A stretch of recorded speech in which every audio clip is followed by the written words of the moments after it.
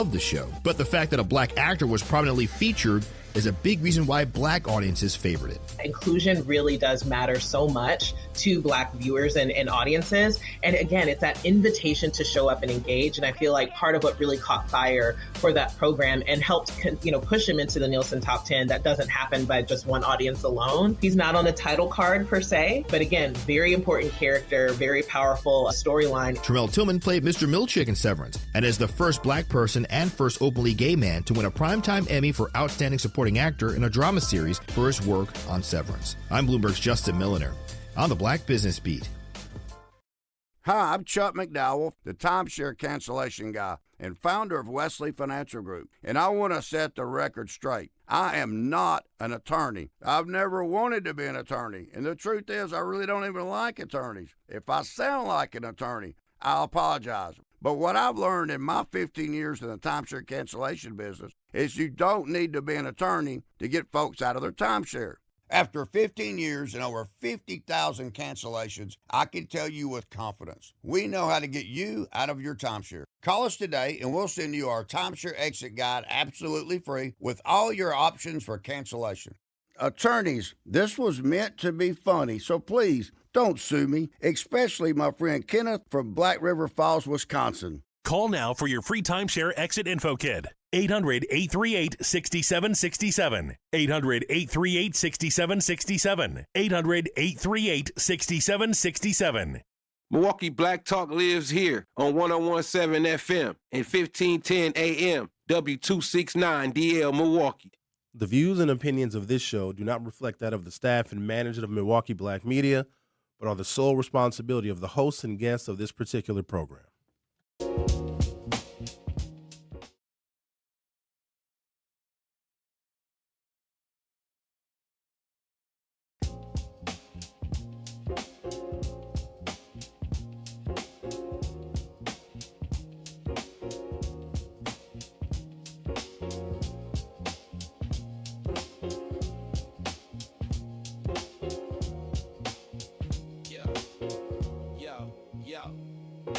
Steps to the mic with a boom, ping, ping. Wisdom sharper than a beast's fierce sting. Words like fireflies that light the night. He turns the dark into blazing bright. Boom, ping, ping, the truth takes wing. Milwaukee's voice, let the city sing. Boom, ping, ping, hear the freedom ring. Sherwin's the king, oh, the airwaves king.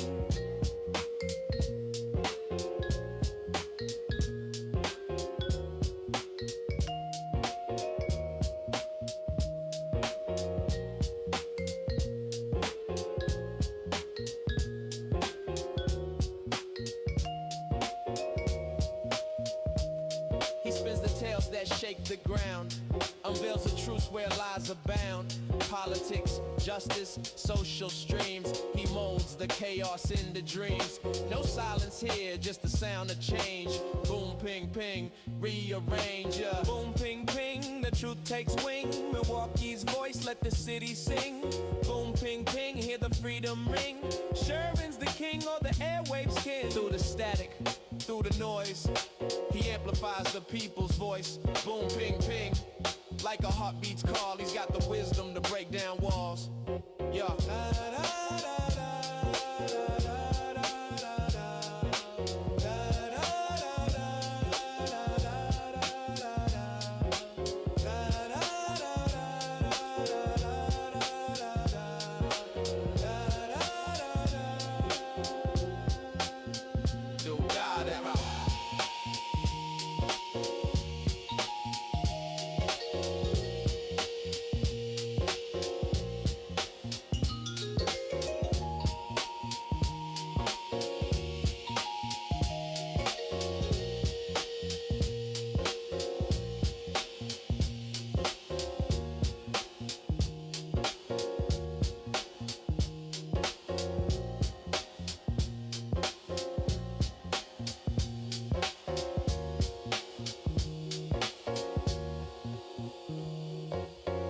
Good morning. Welcome to the program. Today is Thursday, July 23rd, 2026. Having controversial posts on social media that may go back many, many years is nothing new. In fact, it's common. One would even argue that there are some political figures, public figures, that make social media posts that are of controversy even in the modern day. The problem is people don't know how their lives are ultimately going to unfold. And in the moment, when you are speaking freely on a social media platform, you may not be cognizant of how those words may come back to get you at some point in the future.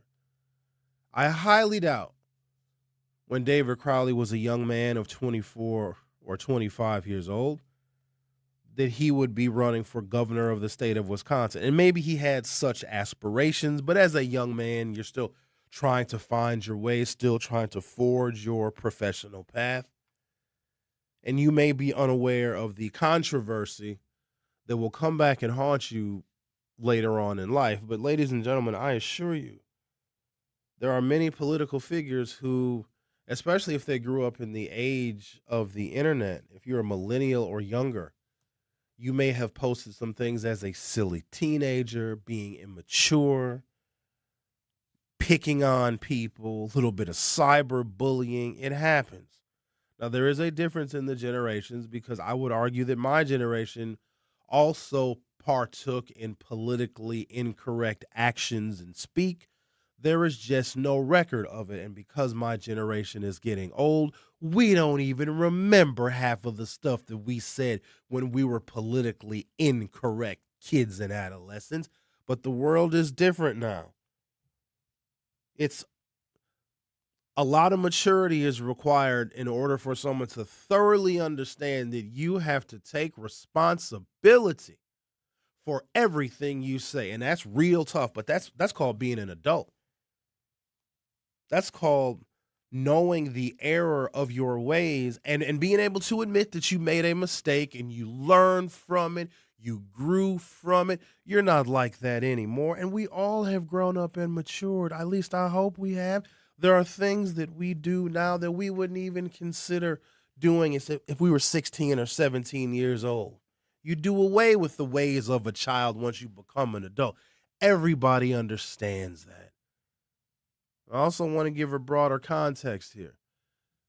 This is a political battle in the state of Wisconsin for the ages. It is for the fate of Wisconsin, the fate of our democracy, of our elections, of this state's relationship with the U.S. Constitution, the state constitution, and every single part of the federal government. This election, this campaign for governor is a very big deal and a very pivotal midterm election.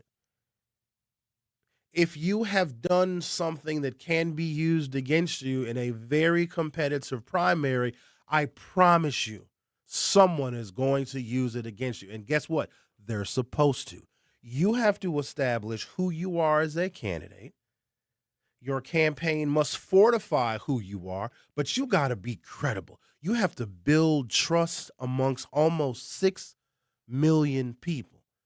And if there are things in your checkered past that may take away from your credibility, it is within the right and the purview of your opponent to bring it up.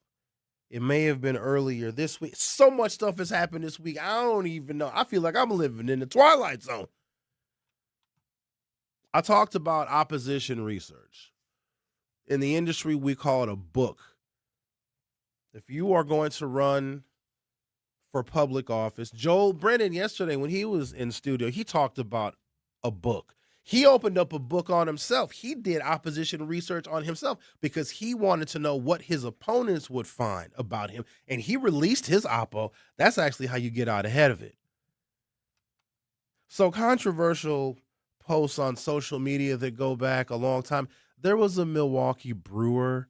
He was a left-handed pitcher. He was the closer. I can't remember his name. I don't know all of the baseball people. Is it Josh Hader? Maybe that's who it was.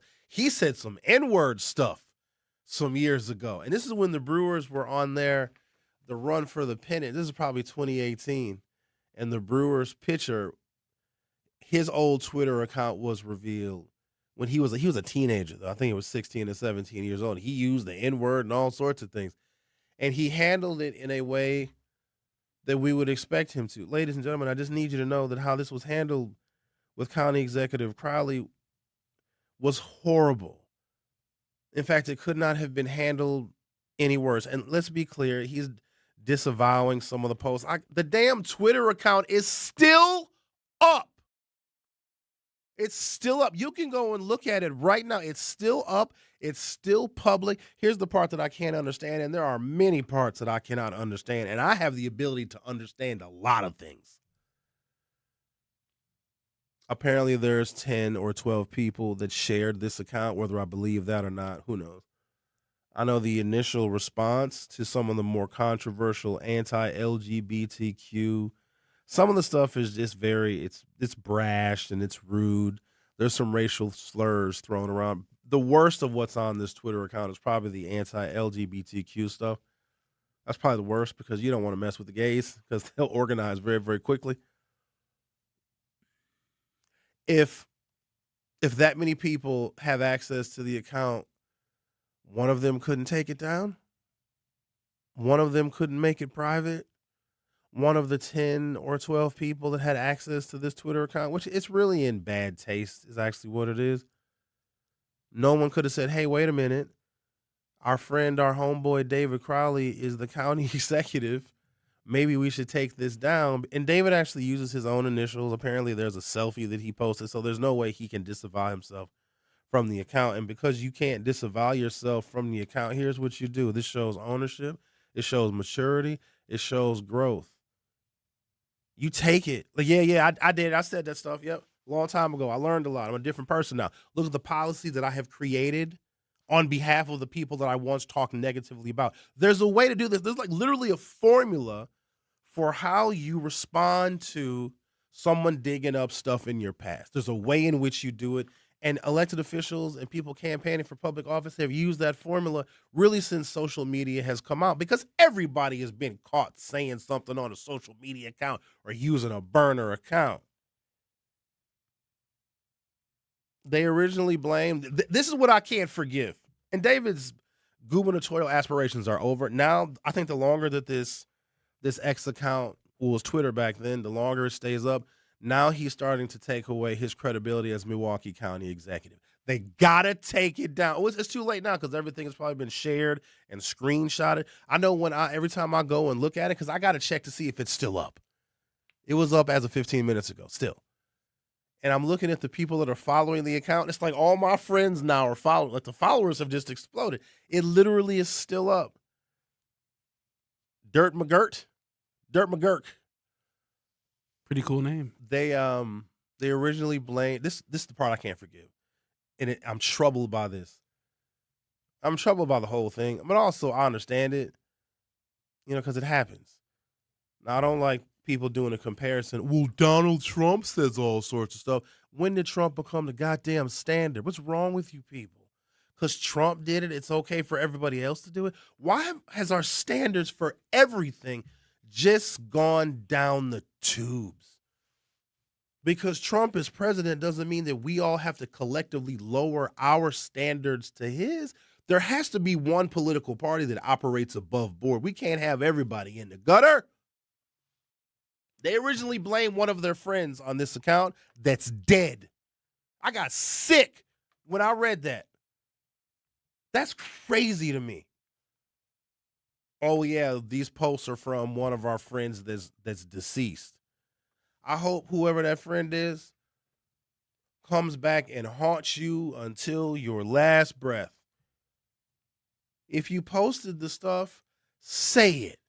Now, of course, this tanks his gubernatorial campaign, and I've seen some of the people, they're changing their profile picture. We stand with David, and people are still going to vote for him, and he's still going to get some votes.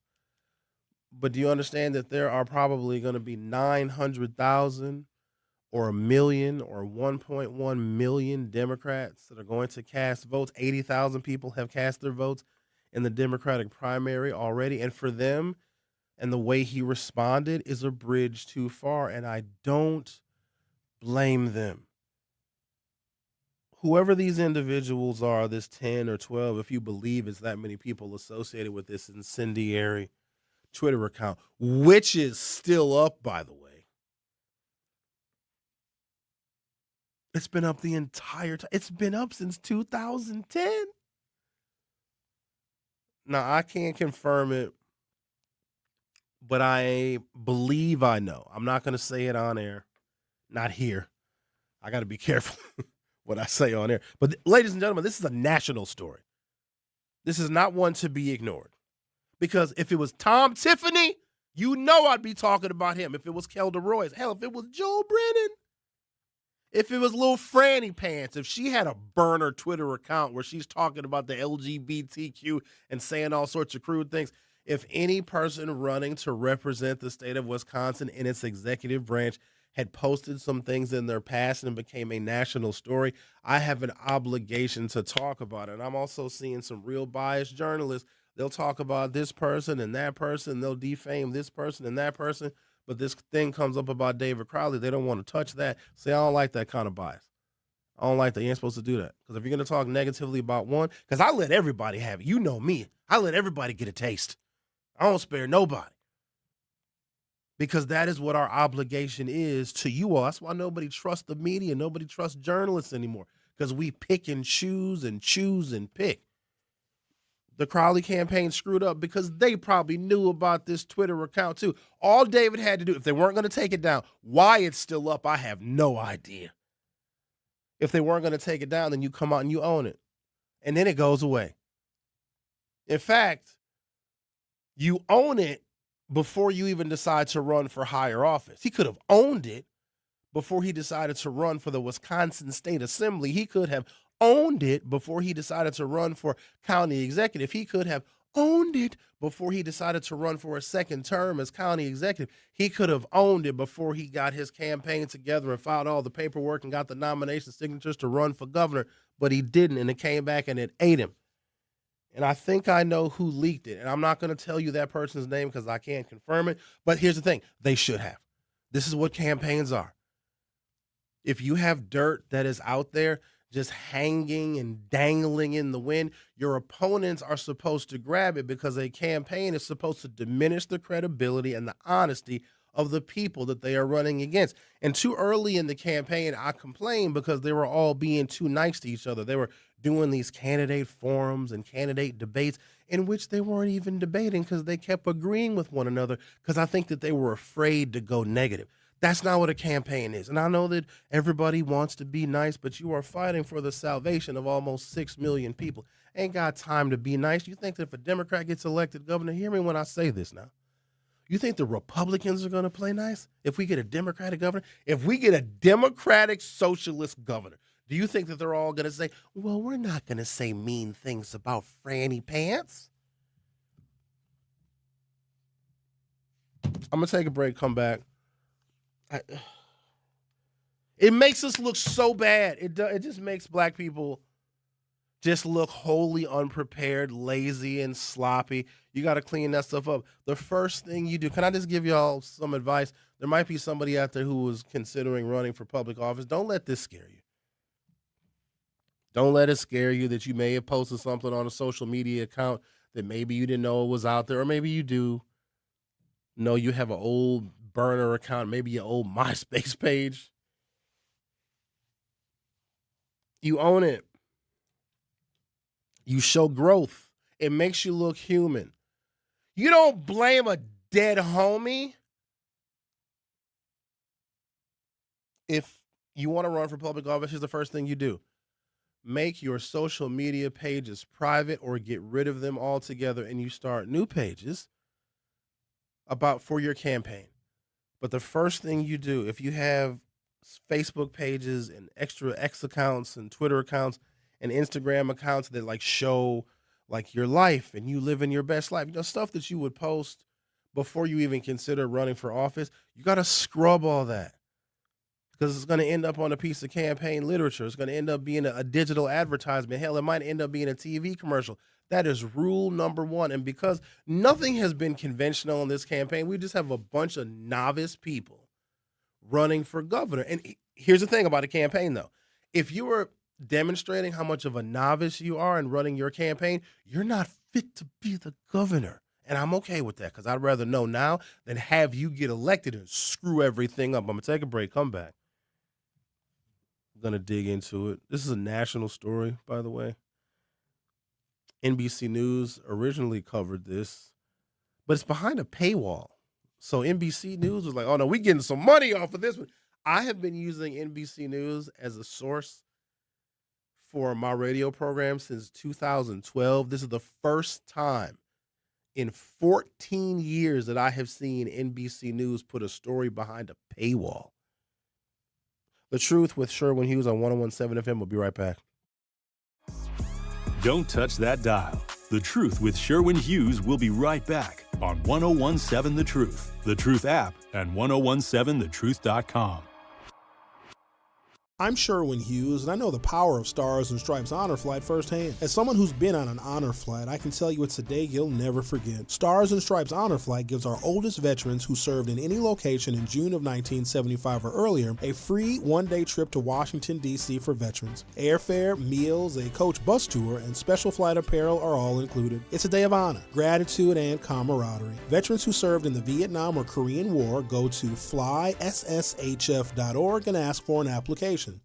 I always had to be so good, no one could ignore me. Carve my path with data and drive. But some people only see who I am on paper. The paper ceiling, the limitations from degree screens to stereotypes that are holding back over 70 million stars. Workers skilled through alternative routes, rather than a bachelor's degree. It's time for skills to speak for themselves. Find resources for breaking through barriers at tearthepaperceiling.org. Brought to you by Opportunity at Work and the Ad Council. You are listening to The Truth with Sherwin Hughes on 1017 The Truth, The Truth app, and 1017thetruth.com. What's your problem? Let's resolve. We can solve it. What's the cause? It's official. You got issues. I got issues. But I know I miss you. Yeah. Who should be hurt? Who should be blamed? Dirk McGurk, the backstory.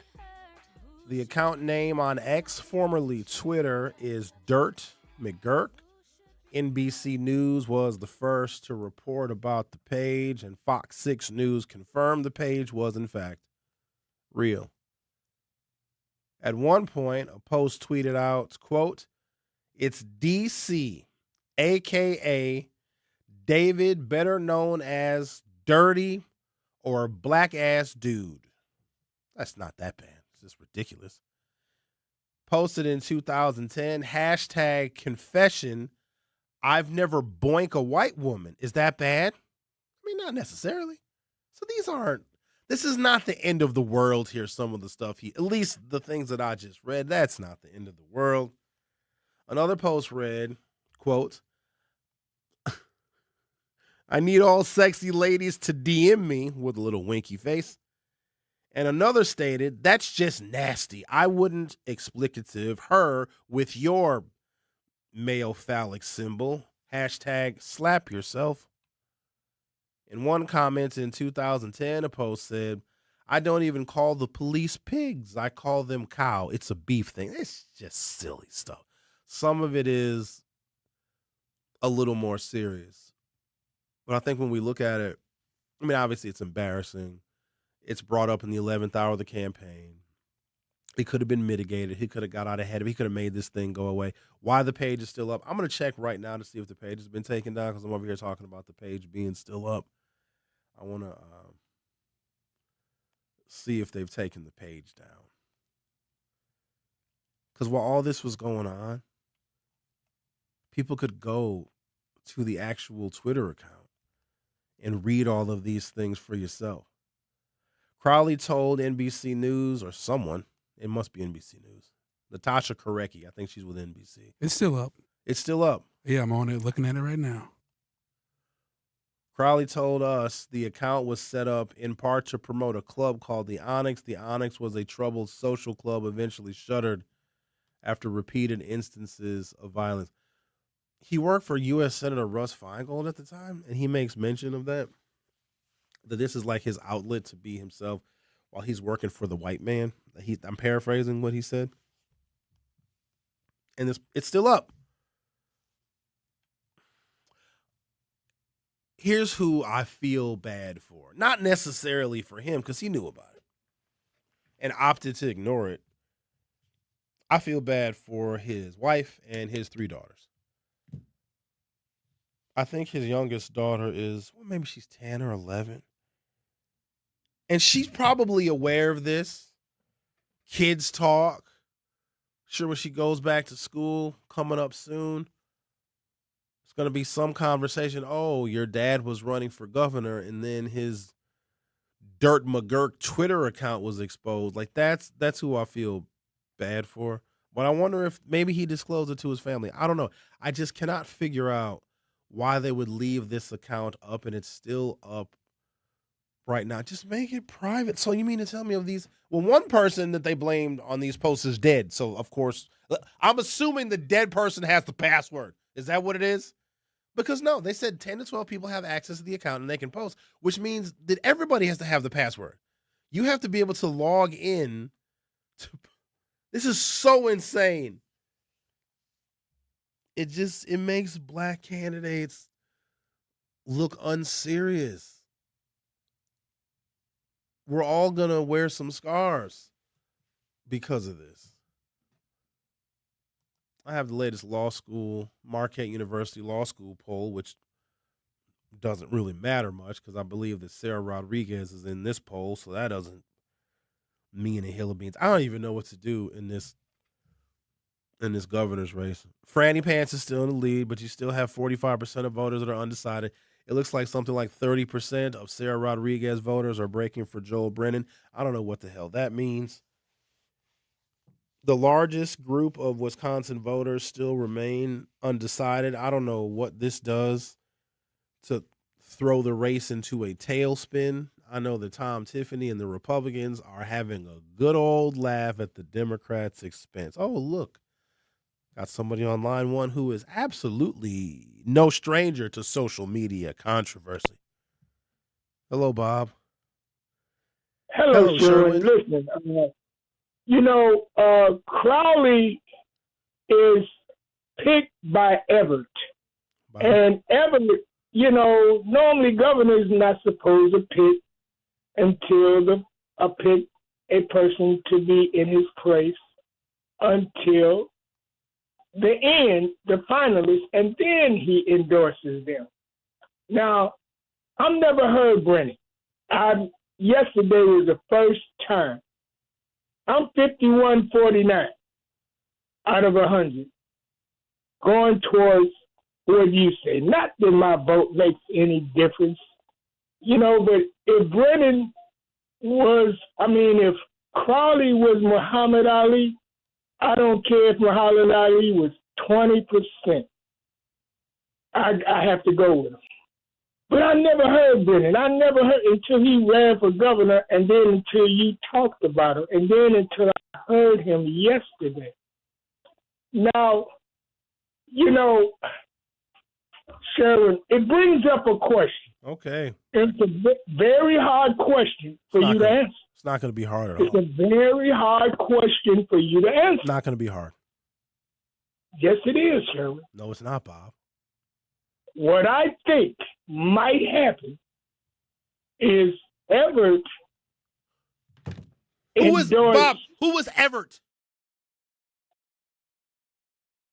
The governor, I'll say, endorsed Crowley because he wanted 2 blacks to make it easier for Brennan to win. Now, that's a hard question, and I'm not saying he did that, but it looks funny, man. I like for you to explain that's not true, but I'm 51-49 going with you with Brennan, because I feel strange, but, not that my vote makes any difference. But, I'm trying this out. So you think that Governor Evers endorsed one of the black candidates so that the 2 black candidates split the vote, and then Joel Brennan, who Evers denied an endorsement, wins. Correct. Bob, that logic is backwards, and I can assure you that you're the only human being on planet Earth and on Mars that could put together that kind of a statement. That makes no sense. If anything, Evers endorsed David Crowley to force Mandela's hand out of the race because the scale was tipped for David Crowley. That does not bode well for Mandela, especially because Mandela was Tony Evers' lieutenant governor during Tony Evers' first term. So that the political calculus that you came up with is not logical, and I don't believe that's the case. Thank you for your call, Bob. I know that Tony Evers is mad. You got to vet your candidates. Nobody vetted Sarah Rodriguez either. Her money was messed up. That's just what this has been. Not checking into the background or looking at controversial things that may exist with these candidates, because it makes Democrats look wholly unqualified to govern and to lead when you have this kind of controversy in a week. In just a week, you have Sarah Rodriguez went from $2 million to $1 million to $640,000 to $34,000 to $640,000 to $34,000 to dropping out of the race. Then David Crowley gets back in the race, and now he's not even David Crowley anymore. He's Dirt McGurk now. Oh, some of the chat GPT, I said something to you, Xavier, like the internet was going crazy. Like there's a new David Crowley Dirt McGurk yard sign that is just. Has he made a statement about it? Yeah, he said he didn't make the controversial post. He said he didn't do it. So did he acknowledge that he was a part of it? Yes. I have there's so many stories about it. But he acknowledged that he was a part of it. He also said that the most controversial posts were made by one of his friends that's now dead. That's the worst. Yeah. Why would you do that? Just stick your chest out, man. This is 2026. Stick your chest out and, take your lumps like a man. I think there's no loyalty. Because I'm going to tell you what, and I can defend myself because I defend myself essentially for a living. I'm used to it. If one of my homeboys is running for a position that could change his life and the trajectory of politics in Wisconsin or in America, and I'm associated with that, I'll say I did it. I'll take the heat. I would take the heat for my boy. That's what I would do. Loyalty and family are the only things that matter. Seriously, at the end of the day, it's not money, it's not reputation, it's none of that stuff. It is your family and it's the people, your friends that are loyal to you. And if you do not have loyal friends, then you have no friends. Like it's so bad. But it shows me judgment. And I also don't like how many black folks are just, it's not that big of a deal. That's because you have a low standard for black people. You also probably have kids that aren't afraid of strangers, and you throw your McDonald's wrappers on the ground. We don't need low standard black people. We don't need it. We need high standard black people that hold each other accountable and responsible. That's what we need. Somebody's got to show the world how to act, and it better be us. Giving him a pass. I read one post. He was just a baby when he tweeted that. He was 25 years old and working for a U.S. senator. I'm going to take a break, come back, grab another telephone call. Oh, look, Israel's online too. This will be fun. The Truth with Sherwin Hughes will be right back. The Truth with Sherwin Hughes returns after this on 101.7 The Truth app, and 101.7thetruth.com. Looking for fun, adventure, and family-friendly activities this summer? Discover Milwaukee's Urban Ecology Center with locations in Riverside Park, Washington Park, and Menominee Valley. Explore hiking trails, family programs, outdoor adventures, community events, and opportunities to connect with nature right in your neighborhood. Whether you're looking for a weekend adventure or a summer-long experience, Urban Ecology Center has something for everyone. Learn more and register today at urbanecologycenter.org. Nature is closer than you think. Life's better with American Family Insurance because we know you love working weekends. If it means working on your dream home, both inside and out. And we're here to help protect those dreams so you can enjoy peace of mind. Save up to 40% when you bundle home and auto. American Family Insurance. Get a quote and find an agent at amfam.com. Products, pricing, and availability vary based on the way you purchase insurance and by state. Some exclusions apply. American Family Mutual Insurance Company, SI, and its operating companies, 6000 American Parkway, Madison, Wisconsin. Natural gas is a clean, reliable, and convenient source of energy delivered directly to you through underground pipelines. The pipeline system has an excellent safety record, but there are clues that can help you identify a potential hazard. If you smell the strong odor of rotten eggs, hear an unusual hissing sound, or see blowing dirt or debris, it could be a natural gas leak. Leave the area immediately and call We Energies at 800-261-5325. We Energies. People you can trust. Energy you can depend on. At Versity on King, we believe taking care of our community starts right here, together. Every day, neighbors step up to donate blood, helping save lives in Milwaukee and beyond. But Versity on King is more than a donor center. It's a place for health education, community connection, and support, especially for families facing conditions like sickle cell disease. When you donate blood, you're not just giving, you're showing up for your community. Visit versity.org/VersityOnKing to learn more or schedule your donation today. Versity on King, rooted in community, powered by hope. You are listening to The Truth with Sherwin Hughes on 1017 The Truth, The Truth app, and 1017thetruth.com.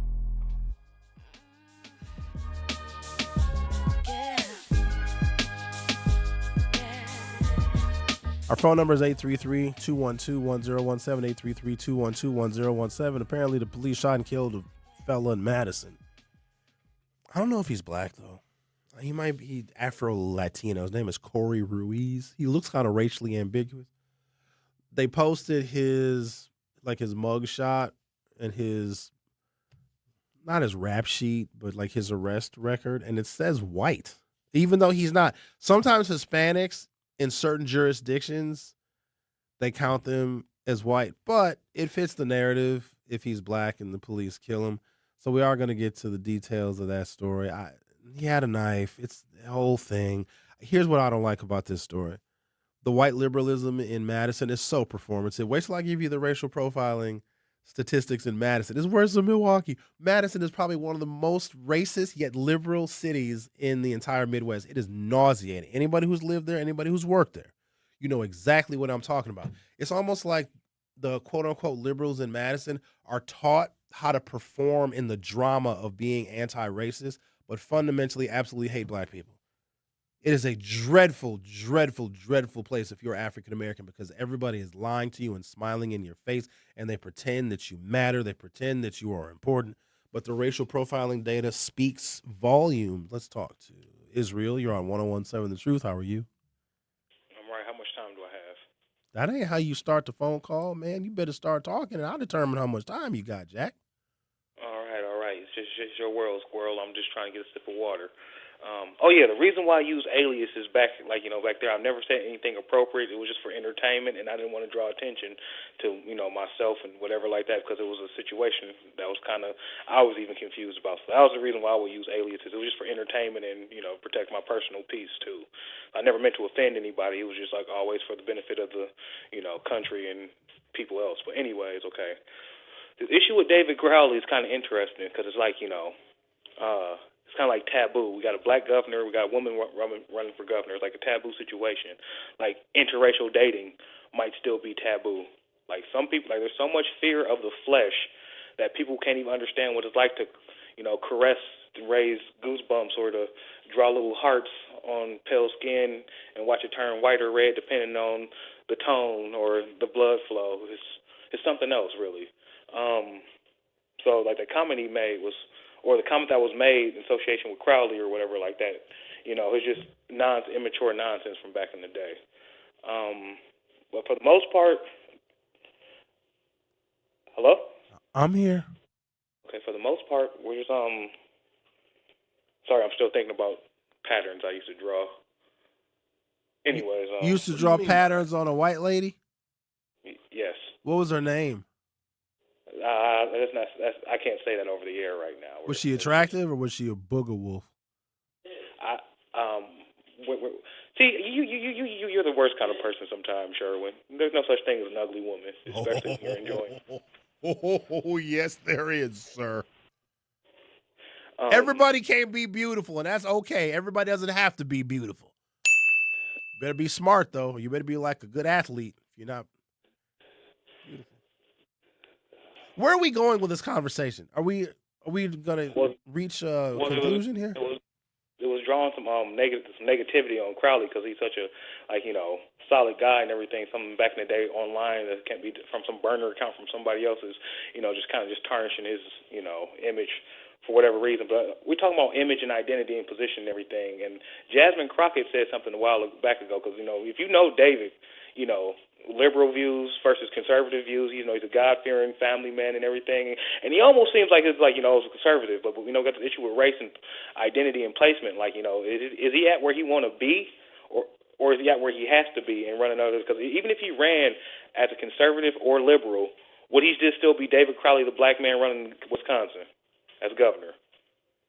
We're not taking anything away from who David is as a person, as a husband, as a father. It's just running for public office where everything in your past is going to be exposed. He should have handled this better with a different kind of maturity, right? He didn't acknowledge it. He should have got out ahead of it, and he could have made this story go away on his own terms. But he let one of his opponents release this information, and now it's terribly embarrassing for him. I believe that he has grown and he has matured. Does he still harbor some of these beliefs? I don't know. Who cares? I do know it was 15 or 16 years ago, but that's when you have an obligation to be honest with your constituents and your potential constituents to say, hey, I've learned and I've grown from this. Here's how I have improved. Here's how my viewpoints have changed. I was stupid back then, and 99% of people would probably forgive him or look the other way. But the fact that they let this account just hang out there in the wind, and then you have to explain it after the fact, and then it becomes national news. We don't need more black candidates, especially in Wisconsin, particularly from Milwaukee, making national news because of controversy, because all this does is distract from what we actually need, a competent governor in Madison, and it takes away from all that. We're laughing stock now. Mm-hmm.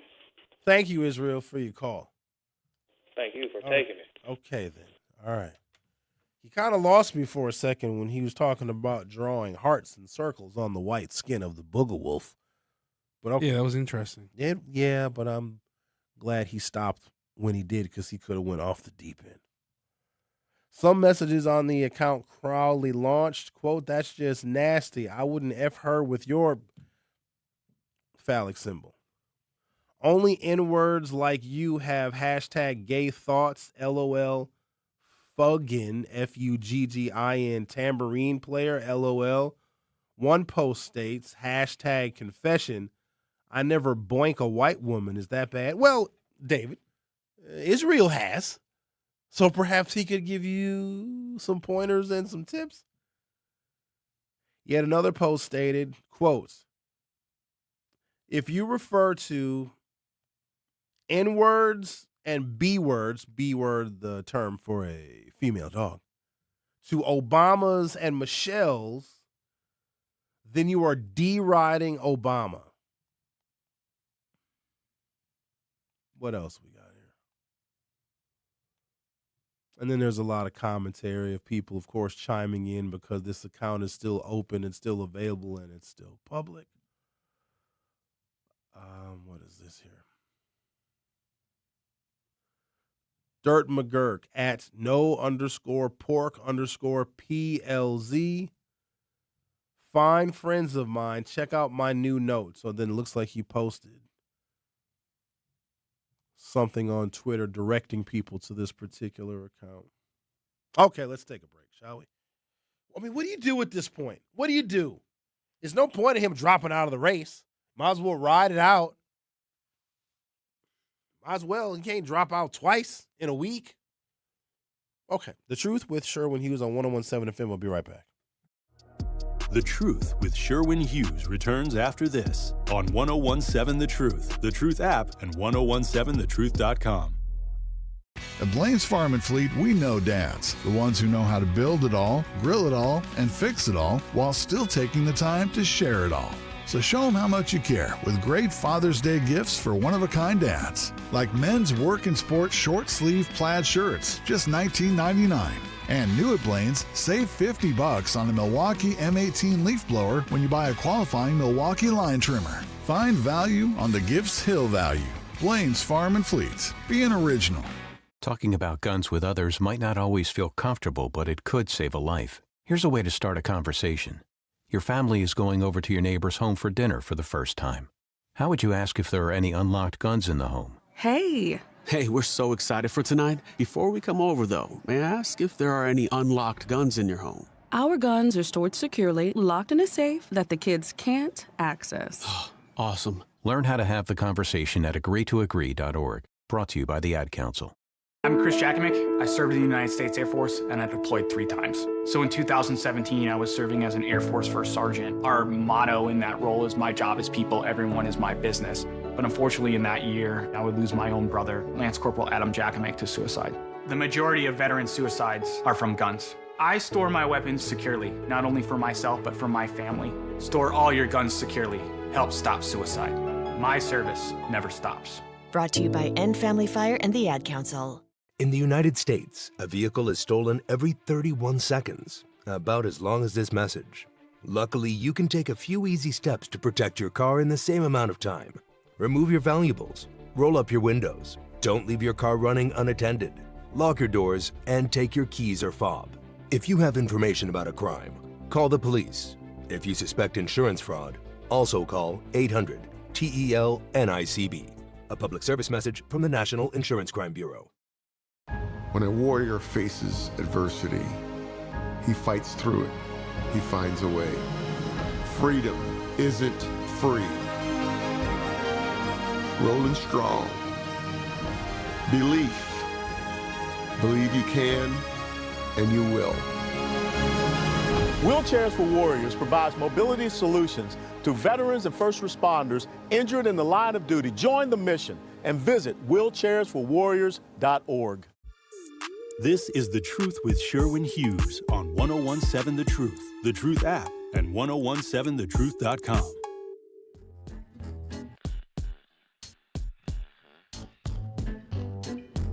I mean, I'll do it. Let's do it. Truth Nation, this is your chance to win. We're giving away a pair of tickets to Black Arts Fest MKE happening Saturday, August 1st at the Summerfest grounds in Milwaukee. Don't miss an unforgettable day of music and culture and art and food and community featuring artists, the Lattimore Brothers and Dave Hollister live on stage. Listen every day for your cue to call and score your pair of tickets. Black Arts Fest MKE Saturday, August 1st at the Summerfest grounds, brought to you by the award-winning 1017 The Truth, Milwaukee Black Talk. Call in and win a ticket. Oh, call number what? Call number 72. 5. Call number 5 wins a pair of tickets to Black Arts Fest MKE. Call number 5 at 833-212-1017, 833-212-1017 wins a pair of tickets to Black Arts Fest MKE featuring the Lattimore Brothers and Dave Hollister and food and culture and somebody's Twitter account probably. It's a very interesting time to do a ticket giveaway. I'm just over here beside myself in I wanted to get it in before we got too carried away. Me get carried away. Our good friends from City Forward Collective are going to be joining me in studio at 11 o'clock. Going to give you some details on where the different candidates are when it comes to education. I think you may find it an interesting conversation to listen to because on the issues that impact African-American children most severely when it comes to education and protecting education options, there really is only one candidate. I would say that David Crowley is also a candidate that wants to protect educational options for families, but I think that he has diminished his chances of being the Democratic nominee. In fact, we asked you a poll question like we always do via our YouTube channel. The question today is, will the Twitter scandal harm Crowley's campaign for governor? 70% of you say yes, 30% of you say no. He is going to get some votes just because some of the votes he's going to get are going to be protest votes because they don't like the fact that he's being defamed. They don't like the fact that this became a national story, and they love David so very much, and they really would like to give him this opportunity. And then there's some people that are voting for him because of a personal connection or a family connection, or maybe he helped people like individually. He maybe has helped people in the county or wherever. So he's going to get some votes. But when it comes down to it, I do not want the opposition party to be able to use what he said, even though it was many, many years ago. We can't give the Republicans any ammunition, because what they'll do with that ammunition is they will run a campaign to discredit David Crowley even further. And then that starts eroding into people's confidence in him as county executive. And I hope it does not go that far, but I just know that some people are going to be out for blood. There are some people that don't want him to be county executive, and they think that this Twitter account that he handled poorly, he could have got out ahead of it. They think it may take away his credibility in being the county executive. I'm not going to go that far. But at the end of the day, for the governor's race, we don't want to give Republicans ammunition that they can use, especially if it's a black candidate, because we oftentimes have to go above and beyond to show that we are worthy of leading and that we are credible. And we have to keep in mind the climate that we are in. This is why this is so hurtful, is because we're already in an anti-affirmative action, anti-DEI climate in the state of Wisconsin, where I don't think that there's any motivation to elect a black candidate. I don't think there's been a motivation to elect a black candidate for public office in Wisconsin going back several years. Mandela in 2022 when he ran for the Senate. Kamala Harris did not win the state of Wisconsin when she ran for president in 2024. And if you look at all of the policies and the executive orders that have come out of the Trump administration eroding DEI and affirmative action, if you look at the constitutional amendment that's going to appear on your ballot in November, making permanently illegal anything related to race and gender, the state Supreme Court has ended a minority scholarship. So when you have all of those things going on at the same time, where even liberals are siding with the Trump administration and wanting to evaporate and make unconstitutional DEI and affirmative action, that climate does not bode well for a black candidate. That does not mean that a black candidate cannot and should not be governor, but you have to be relatively scandal-free, because they're always looking at things that take away our credibility. And here's the thing: if you're a black candidate, the first thing that takes away your credibility is not just the fact that you're black, but also the fact that you're from Milwaukee. People are aware of what happens in Milwaukee. If I'm not mistaken, I think it was like 6 shootings yesterday. And if someone from Mauston or Oconomowoc or Wautoma votes for an African-American candidate from Milwaukee, they would be justified in thinking, wow, this candidate probably is not going to serve my needs out here in Mauston or Wautoma or Oconomowoc.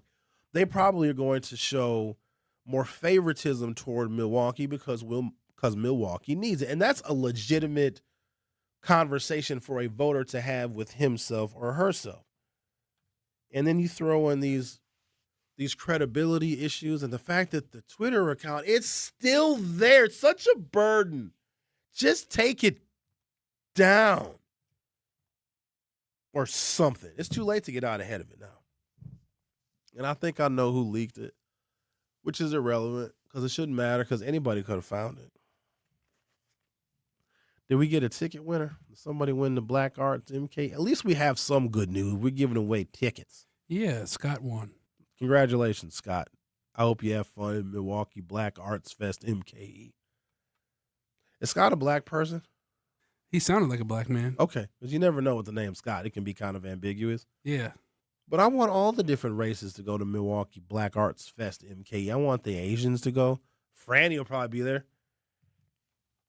I want the Hispanics to go. We don't talk enough about the Laotians. Shout out to the people from Laos. The Vietnamese. I want the Vietnamese people. And the Hmong. The Hmong will definitely be there. Will they, though?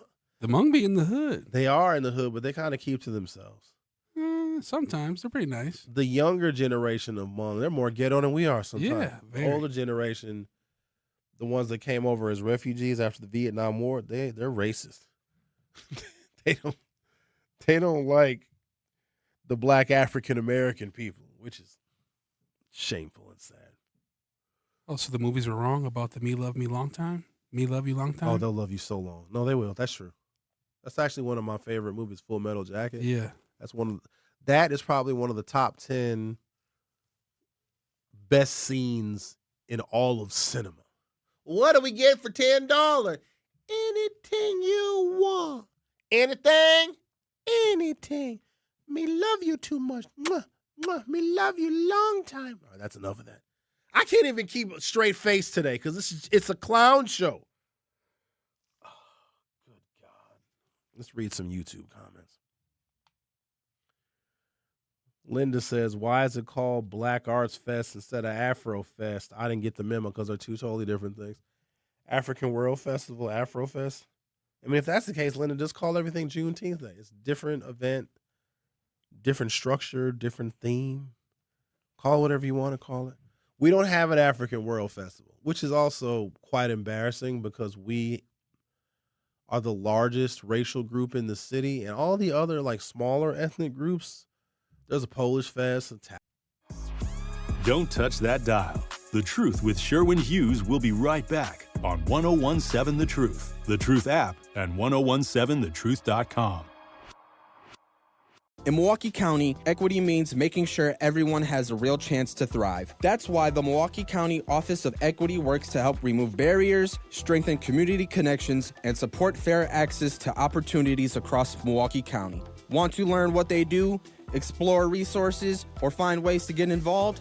Just search Milwaukee County Office of Equity online. Milwaukee County Office of Equity, advancing equity for all Milwaukee County residents. For more information, search Milwaukee County Office of Equity online. Severe flooding from hurricanes and other serious storms frequently damage cars. However, some of these flooded vehicles will end up back on car lots or for sale online, with no indication they were submerged in floodwaters. If you are in the market for a used vehicle, make sure you are buying from a reputable dealership and use the National Insurance Crime Bureau's free online VIN check service to help verify the car's history. If you suspect fraud, call 800-TEL-NICB, a public service message from the National Insurance Crime Bureau. In sitcoms, when someone has a problem, they just blurt it out and move on. Well, I lost my job and my parakeet is missing. How was your day? But the real world is different. Managing life's challenges can be overwhelming. So, what do? We get support. The Huntsman Mental Health Institute and the Ad Council have mental health resources available for you at loveyourmindtoday.org. That's loveyourmindtoday.org. See how much further you can go when you take care of your mental health. For 250 years, our armed forces have bravely served America. Wounded Warrior Project honors that legacy by supporting post-9/11 service members and veterans like Anthony, a Marine who was injured by a roadside bomb in Afghanistan. They carried me through my injuries, not just my physical, but my mental.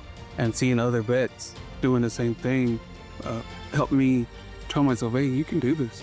Join us in honoring warriors at woundedwarriorproject.org/America. You can't buy a best friend. You can love them, walk them, pet them, and care for them, whether they want you to or not. You can take a picture or 50. You can fly to the moon, travel the world, or just stay in bed. You can't buy a best friend like that, but you can adopt one. There are millions of pets waiting for a best friend just like you. Help us save them all at bestfriends.org. Babes, what are you doing? What? I'm just mowing the lawn. No, it's blazing hot and dry out here. Don't you remember? Smokey Bear says. Avoid using power equipment when it's windy or dry. Where'd you learn this? Oh, it's on SmokeyBear.com with many other wildfire prevention tips. Right. Thanks, honey bear. 'Cause remember, only you can prevent wildfires. Brought to you by the USDA Forest Service, your state forester, and the Ad Council. Milwaukee Black Talk lives here on 1017 FM and 1510 AM, W269DL Milwaukee, and WGKB Waukesha. This is The Truth with Sherwin Hughes on 1017 The Truth, The Truth app, and 1017thetruth.com.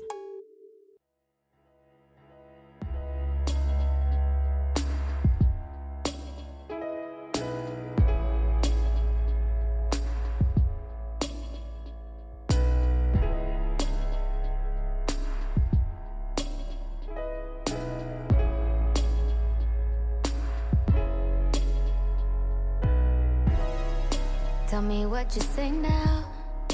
Tell me what you say, come again. Welcome to Hour 2 of The Truth with Sherwin Hughes. Marquette Law School poll finds almost half of the Democratic primary voters are undecided amid rapid shifts in the race for the gubernatorial nomination. In the Democratic field, 45% of voters are still yet undecided. Hong leads contestants with 26%. Barnes second at 15%. Rodriguez, who is now out of the race, had 11% before she dropped out of the race. Head-to-head polling points to a close final election in November, regardless of the Democratic nominee. Governor Evers' poll numbers tick up, while President Trump's decline to the lowest level of his presidency. A majority of voters say the Republican Party is too conservative. The Democratic Party is too liberal. 2/3 of Democratic voters say having a candidate who can win the November election is, quote, extremely important. Economic issues continue to be the top concerns of Wisconsin voters overall. A new Marquette Law School poll survey of Wisconsin registered voters find that State Representative Francesca Hong leading the Democratic primary field, yet a plurality of voters are still undecided as the August 11th primary approaches. Among Democratic primary voters, Hong is the choice of 26%, followed by Lieutenant Governor Mandela Barnes at 15%. Lieutenant Governor Sarah Rodriguez, who dropped out of the race after polling was completed, had 11%, with 2% for Joel Brennan and 1% for State Senator Kelda Royce. 45% are undecided. Milwaukee County Executive David Crowley dropped out of the race prior to the poll being conducted, re-entering the race after it was completed, and so he is not included, which makes sense because of the timing of the poll and when he dropped out of the race and he got back in the race on Saturday. But I think now, for all intents and purposes, and I know this disappoints a lot of people, I think it is difficult for him to make a credible case that he is the one qualified to lead the state and help create a $110 billion biennial budget and fight the Republicans when he has some social media postings that he did not handle the right way. See, this whole thing was a test. I think that voters want to see, how do you act and how do you react when you're in the fire, when you're under pressure? How do you respond to what seems to be a bit of a crisis situation? Because if you know how to come out smelling like a rose in a crisis, then you might be equipped to lead this state and work with a Republican legislature that is not going to be very friendly. I just think that this whole thing was botched. And I know that there are some folks who are very much wrapped up in the emotion of it, and David is their candidate. Even when David dropped out of the race, David was still their candidate, and you might as well stay committed now. Don't cheat on David. You said you were going to vote for him. We'll continue to give your support to him because, quite honestly, I think he actually needs it. Is he qualified to be governor? No, I think that he may have rushed. The whole thing now just seems like a fool's errand, and I can say that because I love the county executive very much. He's a wonderful guy, but just things didn't work. They didn't work out. You know how sometimes the stars align for certain candidates? You know who they align for? Barack Obama. I don't know if Barack Obama could ever get elected ever again using the campaign platform that he had in 2008. And in 2012, his reelection was just a continuation of the policies that he started during his first term. But I don't know if the stars will ever align for another candidate running for the presidency like they aligned for Barack Obama starting back in 2007. I would also argue that the stars aligned for Donald Trump, not once, but twice. But it's very, very rare that the political climate is just so, and the campaign strikes the right tone and the right temperature where you are meeting people where they are at and they are trusting you to lead them into better days. I just don't know really any of these candidates. Now, let me say this. I had a conversation with the Joel Brennan yesterday. I think it went okay. It went all right. It was, he answered the questions. I probably got more text messages and phone calls and other journalists writing articles regarding that interview than at least any interview in recent memory.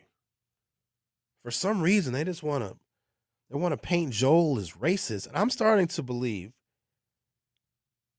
that black people don't know what racism is. Racism is not a white person that says stuff you don't like. That's not really the definition of it. That's if you are in a competition. Okay, let's say a white basketball team beats a black basketball team. Highly unlikely. But let's just say the white team scores 112 points and the black team only scores 68. Did the white team beat the black team, or was it just racism? We can't confuse what racism actually is, race plus power, with the spirit of competition when people are fighting to win over the public's trust so they can go on to higher office. We gotta be real careful with how we use racism, because I think we're at a point right now, and I want to be honest with you, nobody cares. Nobody cares. Nobody cares that racism exists. Nobody cares, like in the grand scheme of things. If you're under the age of 30, I don't think that they care, actually, that affirmative action is gone, the DEI is gone, especially if you are a Caucasian, you're under 30, and you have a low-wage job or no job at all. You're still living with your parents. You can't afford life. You can't afford a car. You can't afford to have an apartment on your own. I don't think that those people, especially if they're white folks, I don't think that they care that black people are also suffering, but suffering an additional variable because of skin color. I really don't think. I also don't think that they're teaching race and the impact of race, the structural and institutional racism. They're not teaching it to kids. These kids can't even write in cursive. These kids can't read an analog clock. I didn't believe that until I saw, like, there's a whole series of postings on Instagram where they take an analog clock, and then some of these people look like they're in their 30s. How do you not? I think it was 5 minutes after 2. So that means that the little hand is on the 2, and then the big hand is on the 1, right? That's 5 after 2. This lady must have said it was 5 o'clock. What? This is karma, I think. This is just karma for America just being really, really dastardly and greedy in all of our exploitation and all of our imperialism. I swear I'm living in the Twilight Zone. All voters were asked who their second choice would be. When Rodriguez supporters' second choices are allocated to the other candidates, Hong stands at 27%, Barnes at 18%, Brennan at 5%, and Roy's at 2%, with still 48% undecided. This is what we need to figure out. Who are half of the voters going to go with come August 11th? Who is going to make the case? Now, Francesca she's climbing. She's performed well, and she's been in the lead pretty much in every single poll, but she's nowhere near where she needs to be. And there's still half of the voters are undecided, and this makes me a little nervous because it makes me wonder if the Republicans are going to come in and play some trickery. Are they going to put a whole bunch of dollars and campaign resources behind the candidate that they would prefer to run against in November? And as of right now, I believe that's Francesca. I am worried for that matchup because if whoever advances out of the primary, they have to win, and the hardest part is going to be this. If it is not Francesca, her strongest, most ardent supporters, I mean the ones with the pinkest of hair, it's going to be really tough to get them to support a different candidate, especially if that candidate happens to be a little bit more moderate or a little bit more centrist. Newsflash. In the state of Wisconsin, to win a general election, you have to come back to the middle. And I know that's very, very tough for some liberals and progressives to understand, but if you want to win in a general election, you have to give your Democratic nominee the breadth to be able to expand their policies a little bit more to the right. Now, I know that people hate that because you can stay true to your very liberal and progressive policies and just stay true to form and just, stand on business when it comes to your policies. You will lose the election but at least you stood up for what you believe in. Now, we have to take an inventory of this now. Do you want a candidate that is going to be true and authentic and not move and not budge and not compromise and just stay authentic and lose? Or a candidate that does what they have to do so that a Trump-backed Republican does not become the leader of the state of Wisconsin? And for me, that's a very easy question. But for someone who, and most of the candidates that are left in this race are very left of center. I don't know what the hell Mandela is. I think Mandela will do and be whatever he needs to be to rise in the polls. Kelda has lost her whole mind. She don't know what she is. She don't know if she's gay, straight, bisexual. Did you know when she ran against Mark Pocan in the 2nd Congressional District, she put out a tweet that said that she was bisexual because she believed, because Tammy Baldwin used to be the member of Congress in that district. Tammy Baldwin is lesbian. And then Mark Pocan ultimately won that district. Kelda said that she was bisexual. She don't talk about it no more, though, do she? She used to say she was a member of the LGBTQ community. And if you kissed a girl in college, does that really count? Does that make you bisexual if you just get drunk at a bar? A lot of girls that I know kiss girls, and they aren't bisexual. Girls can kiss girls. Yeah, they do it a lot. Not that big of a deal. But if it's politically expedient, like I wouldn't front to be gay to win office. Right? Let's just say, I swear every other person is gay nowadays. There's a lot of gays. That's why David Crowley needs to be a little worried about some of his anti-LGBTQ stuff he posted on the Twitter. But whatever, I'll let him worry about that. Well, yeah, nowadays you don't have to worry about getting killed. Being killed by who? Well, just like, back in the day, if you were gay, you'd be more likely to, I mean, it still happens, but you'd be more likely to get exiled from your family, beaten, fired from your job, stuff like that. Oh, they could do all that stuff legally. It used to be illegal to be gay. But if I needed to be gay to win an office, I don't know if I want that office because, okay, let's just say, humor me for a moment. I feel like I should put my bonnet on for this conversation. Don't worry, I'm going to get back to the Marquette University poll.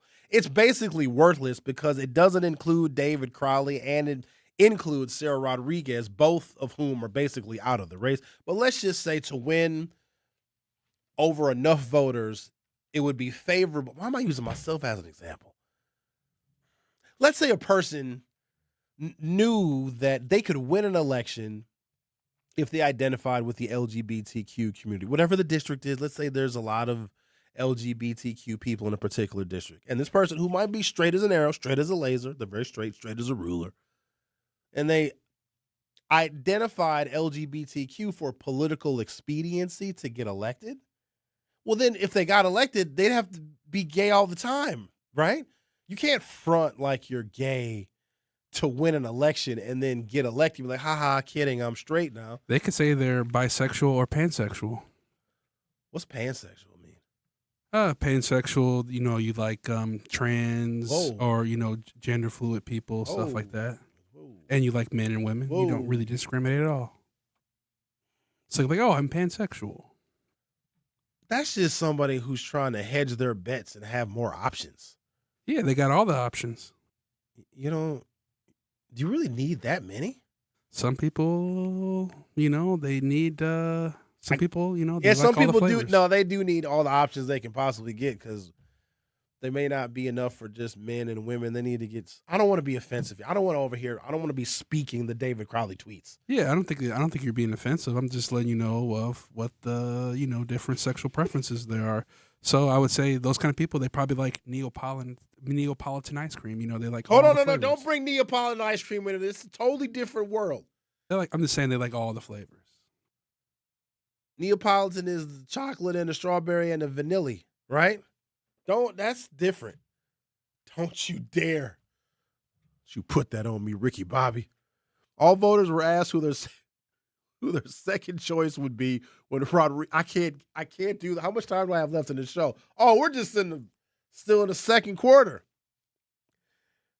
I can't. If I start laughing, it's over.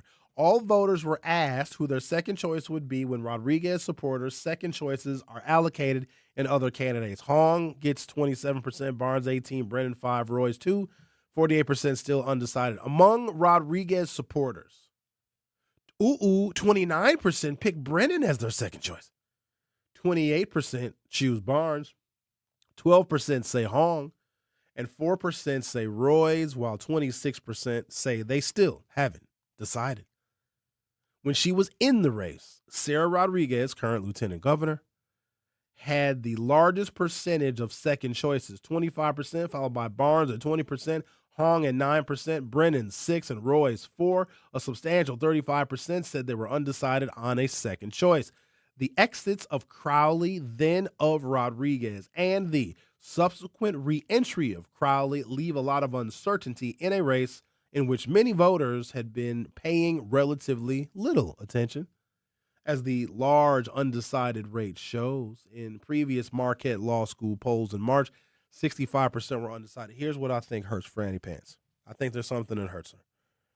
When the Republicans moved our primary elections from September to August, and they did that on purpose, because there was nothing we could do about it. Was I on the elections board when they did that? Or it may have been the year before I joined. I joined the state elections board in 2005, so they may have done it in 2004. Because here's what the Republicans noticed. When we also had different voter registration rules. You guys know how easy it used to be to vote in Wisconsin before Scott Walker got into office? When I say easy, all you had to do was establish residency for 10 days in the state of Wisconsin, you could vote. So when we had presidential campaigns, because I worked on the 2004 Carrie Edwards campaign, and because Wisconsin was still in that purplish kind of era, a lot of people that came from solidly blue states like California and New York and Illinois because their states were blue. There was no campaigning that Carrie Edwards even needed to do in very blue states. So they would send a lot of their people here to Wisconsin to knock on doors and do canvassing and do phone banking and do all of the political organizing because they were from states that were reliably blue, okay? Our campaign staff on the 2004 Carrie Edwards campaign, because most of them had been here throughout the summer, they could actually register and vote in the state of Wisconsin. Isn't that crazy? Because back then, you just had to be a resident for 10 days. Republicans didn't like that now. And here's the other thing that they noticed, and I think this is potentially hurts Franny Pants. All right? UW schools, particularly UW-Madison, which is 40,000 people, the vast majority of those young people that attend UW-Madison, probably much more liberal than they are conservative. Not to say that there aren't some conservative college students that go to UW-Madison, but for the last probably 60 years, UW-Madison has been a bastion of liberalism. The fact that the primary election takes place before the young people come back to Madison and move back in to start the fall semester hurts her because I think she would perform really, really well with that younger cohort of college student voters. So the Republicans knew that because in previous elections, when we had primary elections in September, the students were back in the UW schools. And when you have hundreds of thousands of UW students that are on campus and able to vote on campus, we know that college students tend to be much more Democratic than they are Republican. And it helped keep Wisconsin a blue state because our primary elections were when they took place when the students were all moved back in for the fall semester. So the Republicans got rid of that. And then all of a sudden, Wisconsin can become a red or at least a purple state in most elections going back the last, I'd say, quarter century. You're listening to The Truth with Sherwin Hughes on 101.7 FM. I'll be right back. Don't touch that dial. The Truth with Sherwin Hughes will be right back on 101.7 The Truth, The Truth app, and 1017thetruth.com. From office lunches to family celebrations, Cousin Subs has the crowd-pleasing catering you need. Choose from customizable party boxes, individual box lunches, fresh-baked cookies, and our classic party chips. Everything you need to satisfy any size group, big or small. Ordering is easy online or on the Cousins app, so you can focus on the fun, not the food. Cousin Subs, we believe in better.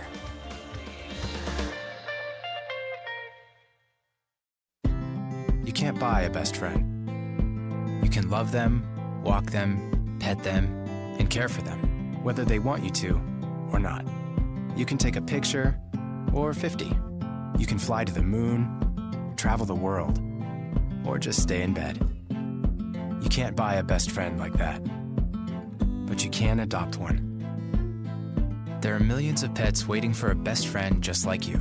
Help us save them all at bestfriends.org. Talking about guns with others might not always feel comfortable, but it could save a life. Here's a way to start a conversation. Your family is going over to your neighbor's home for dinner for the first time.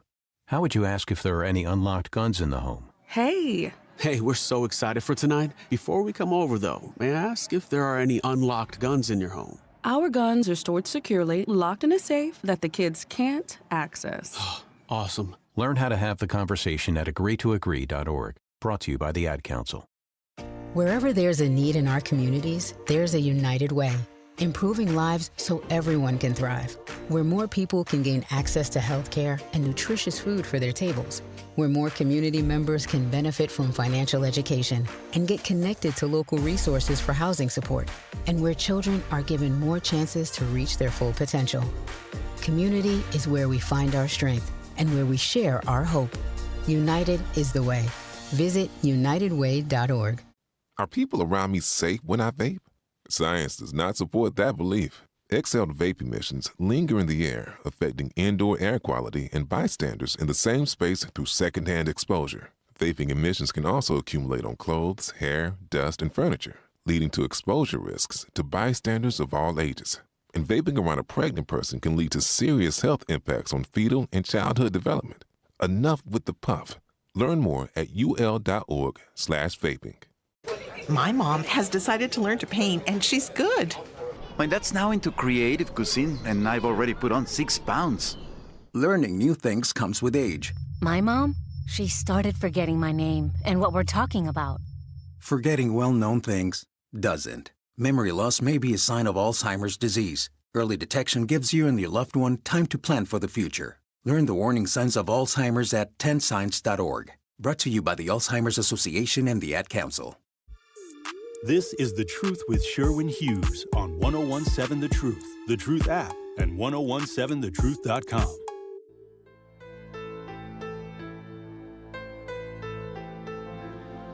Milwaukee, don't miss it. The 1017 Truth Family Fest is happening Saturday, August 22nd from 11 a.m. until 2 at Riverside University High School.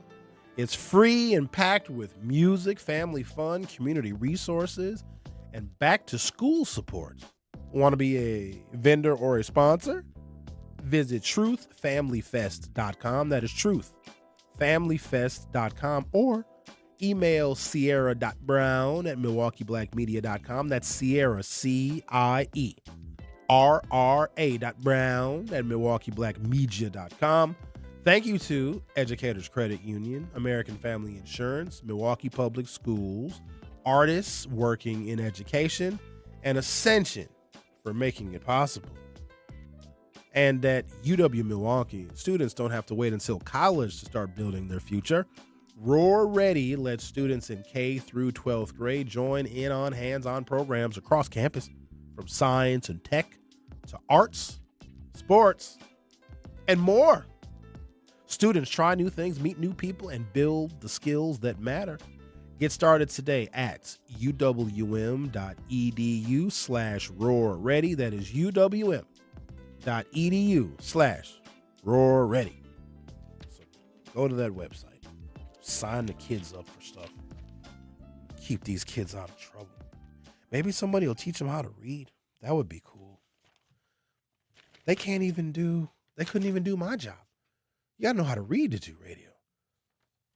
I mean, a little bit. You don't have to be like perfect, but you got to know how to read a little something. You got to know how to use your brain. You got to think on your feet. Got to be logical and analytical. It helps to be a critical thinker. You got to have a personality, because a radio host that doesn't have a personality is like, I don't know, food with no seasoning. You know what I'm saying? Just a bland chicken breast. So you got to have some personality. We've got some great personalities here on 1017 The Truth. Maybe Shannon and Nitty and Manon Sabir and Jazz Tyler, who has interviewed everyone who's ever lived. She had Cuckoo Cal in the studio not too long ago. I saw a little piece of that interview, and somebody needs to check on Cal, make sure he's okay, because she was giving him his flowers and his accolades, and he was like, "Send me a Cash App, everybody. I need a Cash App." Don't ask for a Cash App, sir. Don't do that. Do you know who Cuckoo Cal is, Xavier? Yes, I heard he's a rapper. Yes. And I heard he had the views and opinions of the show are strictly of Xavier. That's right. And not Civic Media, but Milwaukee Black Media. Oh, yeah, yes. That's Milwaukee Black Media. That's right. Yes. Them too. Yep. Yes. I heard he's a drug addict. Hey. I said I heard, allegedly, he, partakes in a little illicit activities. What really is a drug addict, though? Right? Maybe he likes to, like, food can be a drug. I don't know. I guess if you're on... Caffeine is a drug. You said he was begging for a Cash App? Maybe he was doing it to be funny, but it came across as really sincere. And I would give him a Cash App. I would send him a few dollars. Yeah, okay. I had an idea once. So for my birthday, and people are usually really nice to me when I have a birthday on a day in which I'm broadcasting.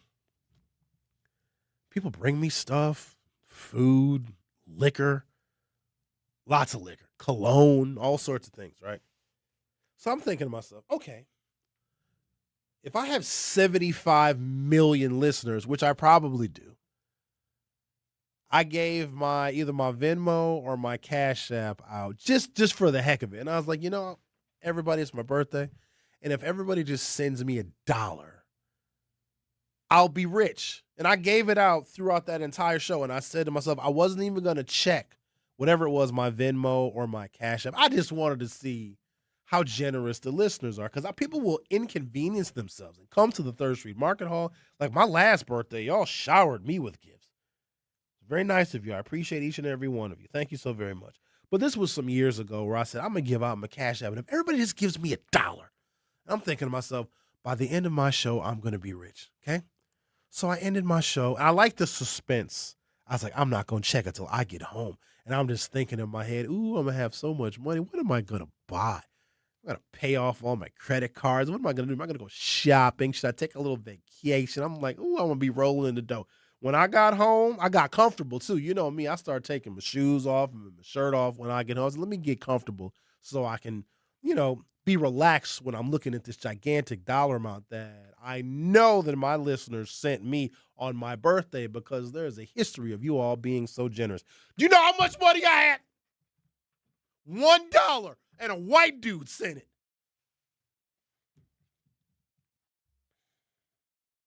Unbelievable, you people. And I know y'all got money. I see some of y'all out in the streets, at the bars, at the restaurants.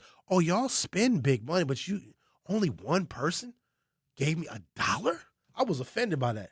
Venmo was more of a, I've noticed more white people use that than black people. So you should just give out your Cash App. Whatever, because I have them all. I got Zelle. Zelle is my preferred. I like Zelle.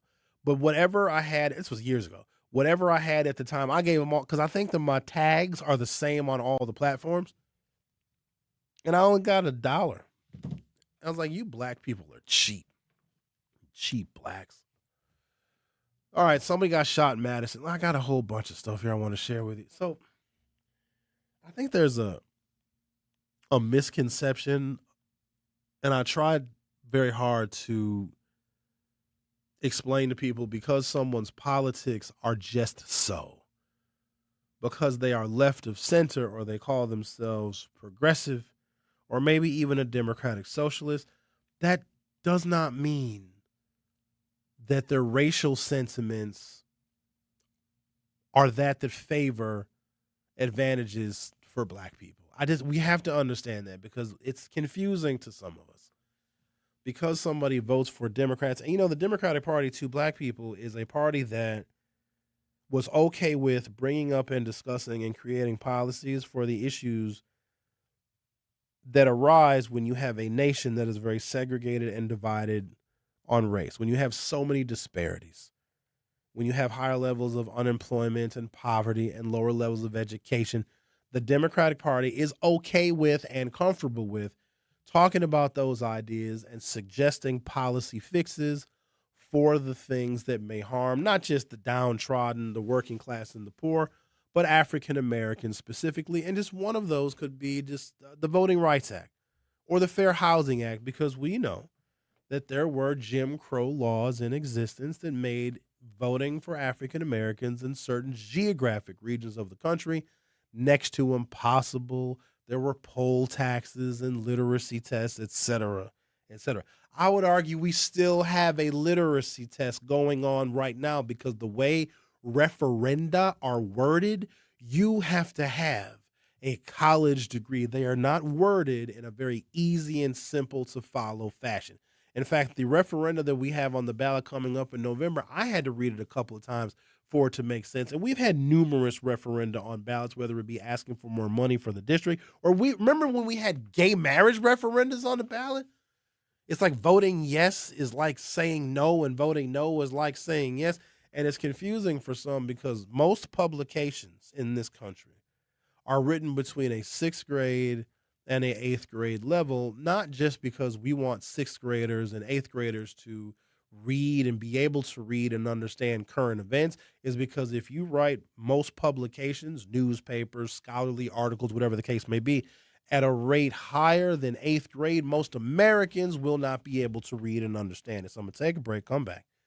I'm going to share with you some details that might offer a little more clarity on this horrible officer-involved shooting that took place in Madison yesterday. I believe his name is Corey Ruiz.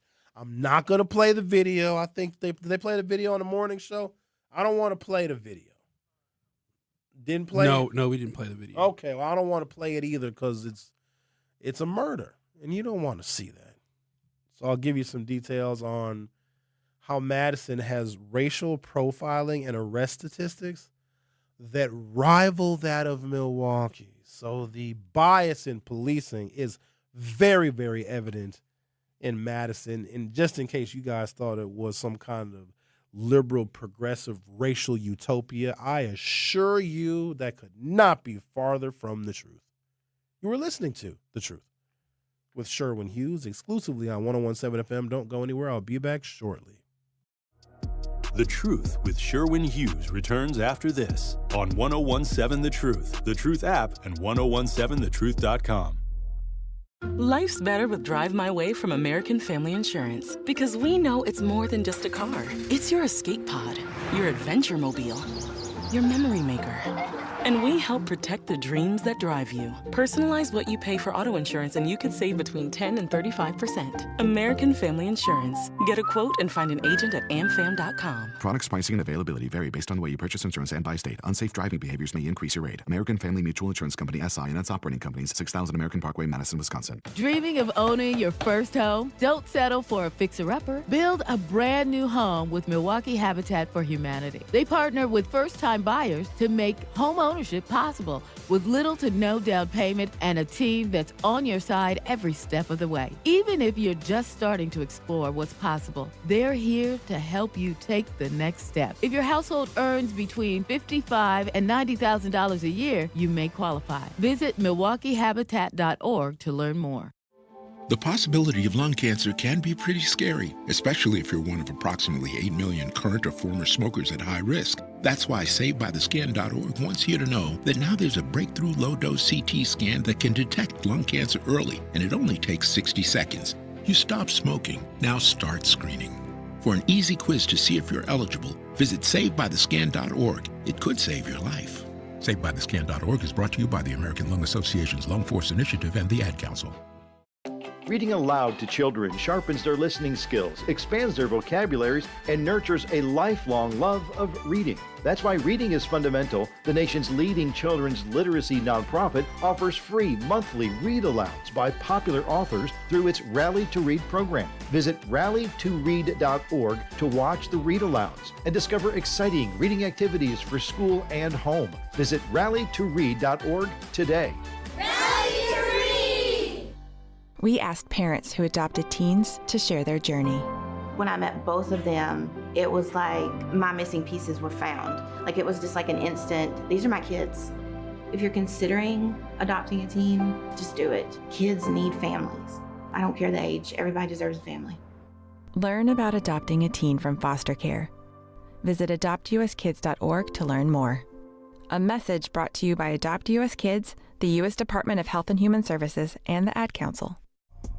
You are listening to The Truth with Sherwin Hughes on 1017 The Truth, The Truth app, and 1017thetruth.com.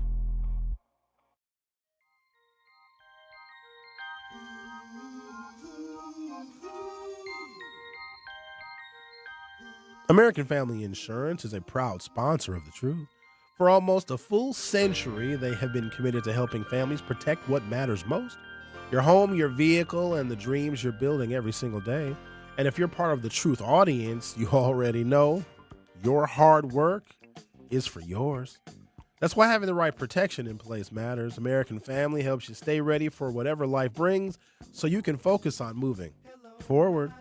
American Family Insurance Company, SI and operating company, 6000 American Parkway, Madison, Wisconsin. Oh, speaking of Madison, Wisconsin, they got a racial profiling problem in Madison. I never liked that city. I never did. I've had I'm going to call it an unfortunate honor, kind of oxymoronic, to work in Madison essentially 2 different times with 2 different political positions.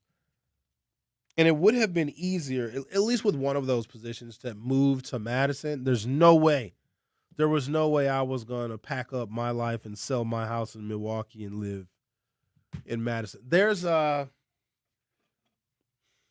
people feel inauthentic. It feels like they're performing. It feels like there's a culture of being a veneer for progress. And they come across as very honest and very sweet. It's a lot of hippies, a lot of white people with dreadlocks, which I don't understand. A lot of Birkenstocks, a lot of unshaved armpits, a lot of tie-dye. Parts of Madison feel like 1968. It's just really weird. But it all seems so performative. You know, I was in Madison for the opening of the Black Cultural Arts Center, which still baffles me to this day because the entire Dane County, which includes Madison and Middleton and whatever other little towns they have, Fitchburg, the Sun Prairie, all these little towns, there's only 25,000 black people in Dane County. That's a really small number. I think I got 25,000 people. So an example would be, I think Sherman Park might have 25,000 people in it. So the entire county of Dane, which includes the city of Madison, only has 25,000 African Americans, and they have a Black Cultural Arts Center that rivals anything that we have here. I find that incredibly peculiar. I know that post George Floyd, Madison has been, it seems, a little bit more intentional with paying attention to racial diversity. Like they would go above and beyond. And if you looked at some of the statistics, shortly after the murder of George Floyd, Madison appointed more people and hired more people. Some of my personal friends got really high-level positions, corporate positions, professional positions in Madison that I know for an absolute fact were never offered to African Americans before. There was quite a lot of that. You guys remember that? When people liked black people or they felt really sorry for us. Can I tell you a story real quick? Because I don't know how to feel about this story. I felt uncomfortable for many, many years. I still kind of feel uncomfortable. And the thing about what transpired after the murder of George Floyd, I'm reminded of this thing that people did for me. For me, I didn't get murdered. I'm perfectly fine. I mean, depends. I guess for the most part, I'm okay. So George Floyd was killed, and it was a horrible moment. We all remember it, and the world was very angry and very sad, and there was lots of protests and marches, and some stuff got set on fire, and some police cars got turned over. Milwaukee saw its fair share of tumult. Via social media, a lot of people reached out to me. And it was weird because these are people that I probably hadn't talked to in many, many years. You know how you're just connected to people on social media just because you grew up with them, you went to school with them. You don't really engage in conversation with them. You don't hang out with them, but you can kind of witness their life from afar because you're connected to them on the social media, you see. The number of people that reached out to me, hey, Sherwin, just want to see if you're okay. I'm like, yeah, it sucks what happened, but no, I'm good. I'm cool. I'm chilling at the crib. It's COVID time. I'm not really going anywhere, but no, I'm okay. And I kept getting, oh, Sherwin, I just want to make sure you're okay. I don't know what that was because I had never heard any kind of concern from these people ever before, but they were checking on me. And I should take that as, oh, these people, they care about me. But let me tell you the weird thing that happened. Several of my friends that I would say I grew up with them, but probably lost touch as we get older. Like after high school, you just don't keep in touch with certain people. They were sending me money. Like they would send me, one person would send 20, somebody send $50. Just here you go, Sherwin. What is that reparations? What are you apologizing? Are you like thinking to yourself as a white person all the times that you were racially offensive, or maybe you used the N-word and you thought that you were going to pave your way into heaven by sending me dollars? And so this is what I did with the money. I didn't get a whole heck of a lot. That's probably $300 or $400 I got from just white people that I've known and grown up with. But these are not people that were like friends that I talk to every day. These were people from afar. And so I was like, well, what do I do with this money? So I bought a new lawnmower with George Floyd murder money. This was in the year 2020. It works very well. It's what I use to cut my grass. But I feel somewhat guilty.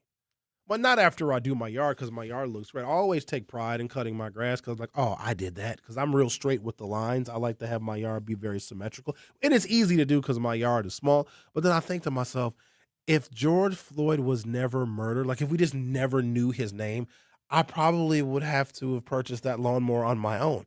But I bought because I needed a new lawnmower. And I bought it with George Floyd murder money. Should I feel bad? Because that's not fair. Because nothing happened to me. Yeah, I was sad like everybody else was. And I wanted, reforms to the police, which of course we never got.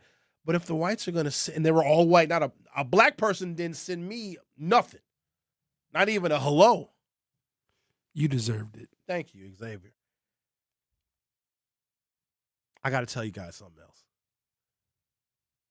I don't know what gets me in trouble nowadays because I feel like the rules are changing right before my eyes here, but let me say this. So George Floyd's funeral was televised. It's a national televised event, and if I'm not mistaken, the Reverend Al Sharpton gave the eulogy. And I remember sitting I have a den. My den has got the good sound system in it. I was in the den, and I was watching the George Floyd memorial service because it was a nationally televised event. And I had my phone in my hand because I'm scrolling the social media, and just as people are posting clips and posting the live of the George Floyd memorial all on social media. And I got an inbox message. I'm thinking to myself, is it another white with a donation? You know who it was? It was a sales representative for Northwestern Mutual. Hand to God, swear to God, this is what happened. And they send me, hey, Sherwin, how are you? I'm like, I'm watching. I didn't know this person, but I checked their profile out. It was a Hispanic fella. He was a Northwestern Mutual life insurance sales advisor, whatever the hell they do at Northwestern Mutual. He said, oh, Sherwin, how are you? What's going on? I'm like, I'm just watching the George Floyd memorial. He's like, I want to talk to you about life insurance. I'm like, I said to him, like, yeah, this is inappropriate. I don't know you. I'm not looking to get a policy from you. He literally said, because of what happens to George Floyd, that should be more motivation for you to start a new life insurance policy. And I had an absolute fit. I cussed him out. I invented new cuss words, okay? And then I was like, I'm not stopping here. I had screenshots of what he said, not what I responded with. That I found out who he worked for, the agency that he worked for, because he's an affiliate of Northwestern Mutual. And I went all the way up the chain and I said, one of your sales representatives that is acting on behalf of Northwestern Mutual tried to sell me life insurance during a televised funeral in which the whole world was paying attention. And I said, this is offensive, it's unethical, it's in poor taste. It was just an awful, awful thing. I like, do you want Northwestern Mutual to be represented by this? And then, of course, somebody called me back. They apologized. They said that the situation would be handled. Fast forward about a year. I'm at 1017 The Truth. And our first year, we had a big partnership with who? Northwestern Mutual, where myself and Dr. Ken would do interviews with sales reps from Northwestern Mutual because they would advertise their products and their services to our audience. The person that I interviewed was the same person that I made my complaint to about one of his sales reps trying to sell me life insurance during George Floyd's funeral. And so I asked him, I said, whatever happened to that guy that offended me? And I don't think I was the only person he messaged, because he probably was trying to see if he could get a hit, trying to see if he could catch him a fish. A scared black fellow with no life insurance that's watching the George Floyd funeral and think, oh, I'm going to sell a whole bunch of policies, because they make commissions off of those policies, you see. And when I asked the person that I had to interview, a part of our Northwestern Mutual partnership, he was like, oh, yeah, he still works for the company. And this is a personal Sherwin Hughes thing. You guys can do whatever you want. But even after that partnership with Northwestern Mutual, I vowed no matter what kind of financial services I need, whatever kind of insurance policy, term life or the whole life or the universal, I would never get it from Northwestern Mutual. That's a Sherwin thing. I got the right to my opinion of where I will and will not spend my monies. It's my monies. I spend my monies where I want to spend my monies. And I thought that was offensive, especially for him not to get fired. The Truth with Sherwin Hughes on 1017 FM. We'll be right back. Don't touch that dial. The Truth with Sherwin Hughes will be right back on 1017 The Truth, The Truth app, and 1017thetruth.com.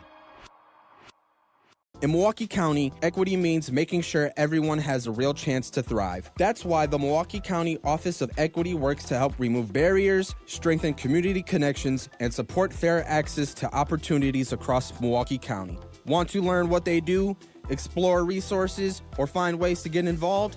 Just search Milwaukee County Office of Equity online. Milwaukee County Office of Equity, advancing equity for all Milwaukee County residents. For more information, search Milwaukee County Office of Equity online.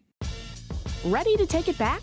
Join the grand debut of Analog Afternoons at 90s 2K Cafe on Sunday, July 26th, starting at 2. Music kicks off at 4 p.m. with the Cat House Band and DJ Seymour bringing you the biggest hits from the 90s and 2000s. Grab a signature Bloody or a Sunny D Mosa Tower and get jiggy with DJ Saint Trey with special guest host appearance by Action Jackson. 90s 2K Cafe, 1103 Dr. Martin Luther King Jr. Drive in Milwaukee. Come press play on your Sunday fun day. Not completing high school is more of a social thing than it was an academic thing. Even though all these years have passed, I still had that longing to have my diploma. At age 30, Carissa finished her high school diploma. If you're even considering getting your high school diploma, you can do it. No one gets a diploma alone. If you're thinking of finishing your high school diploma, you have help. Find free adult education classes near you at finishyourdiploma.org. That's finishyourdiploma.org. Brought to you by the Dollar General Literacy Foundation and the Ad Council. Hear that?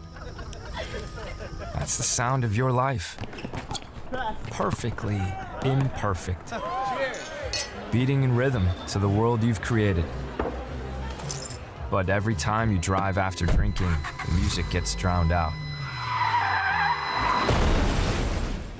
Your life sounds pretty great. Don't let a buzz ruin it. Buzz driving is drunk driving. Don't drive buzzed. A message from NHTSA and the Ad Council. Doctors Without Borders is delivering life-saving medical care where it's needed most in communities around the world. From bandaging war-wounded patients in Sudan to providing clean drinking water in Haiti, we're in more than 70 countries worldwide, bringing patients from sick to recovering, from emergency to aid, from crisis to care. This life-saving care is made possible by a global movement of supporters like you. Thank you. This is The Truth with Sherwin Hughes on 1017 The Truth app, and 1017thetruth.com.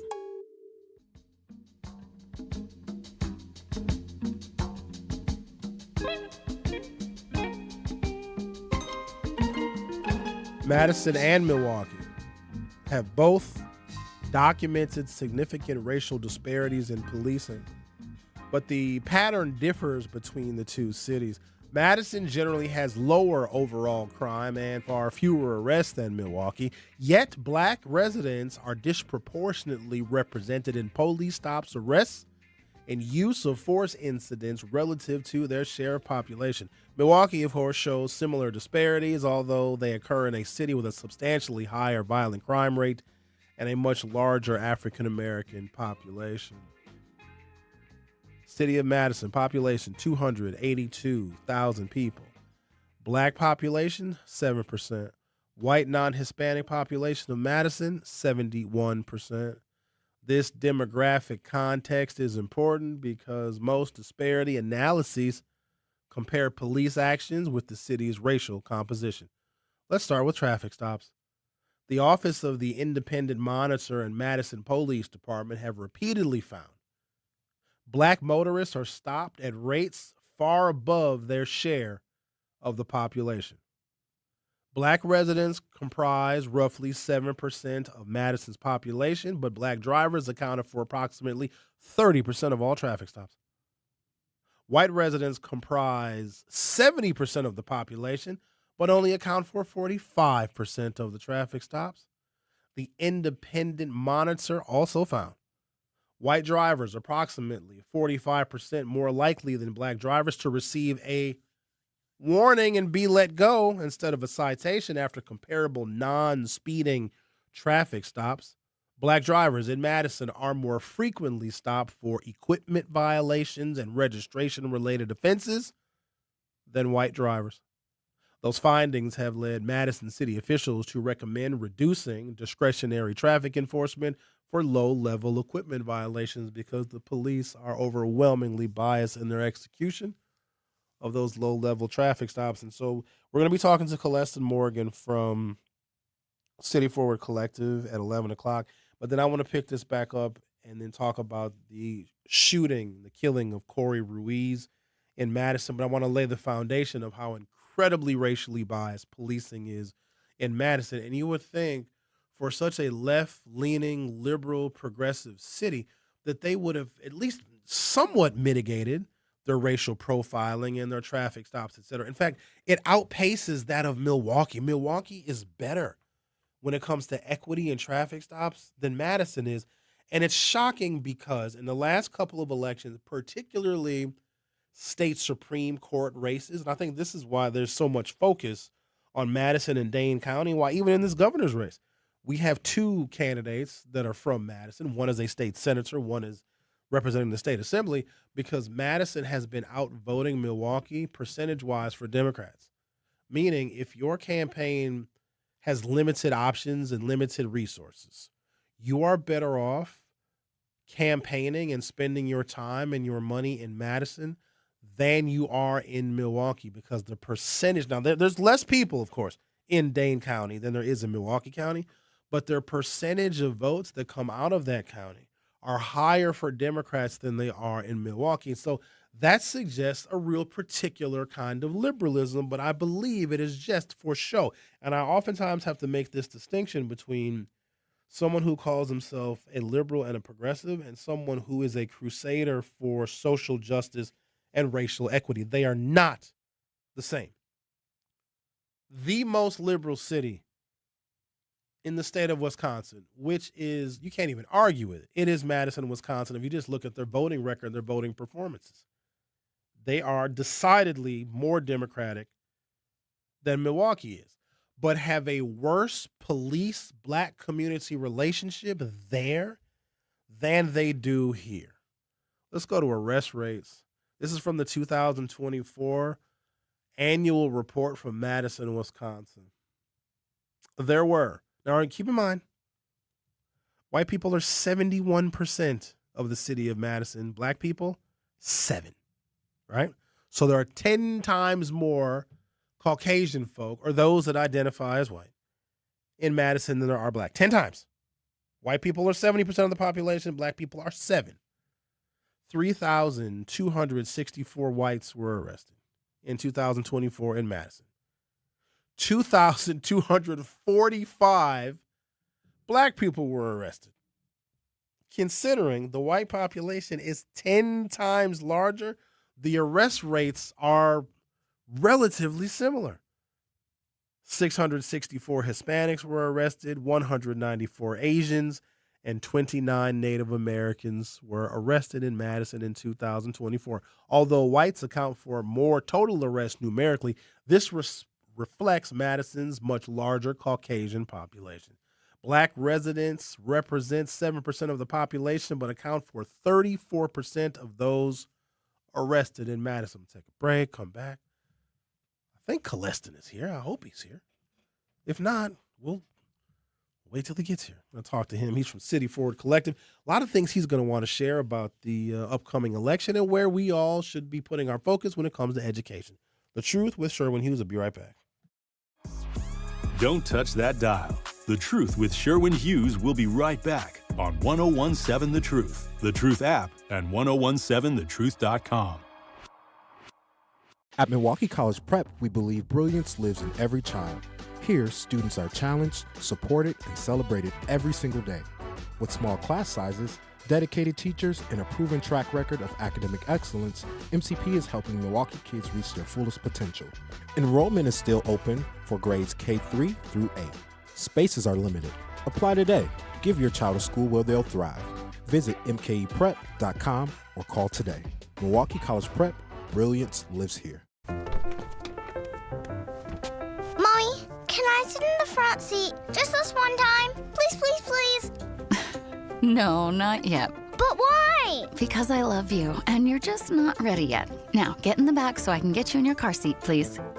Putting your kids in the right seat for their age and size is an act of love. Check that your kids are in the right seat at nhtsa.gov/the right seat. Love protects.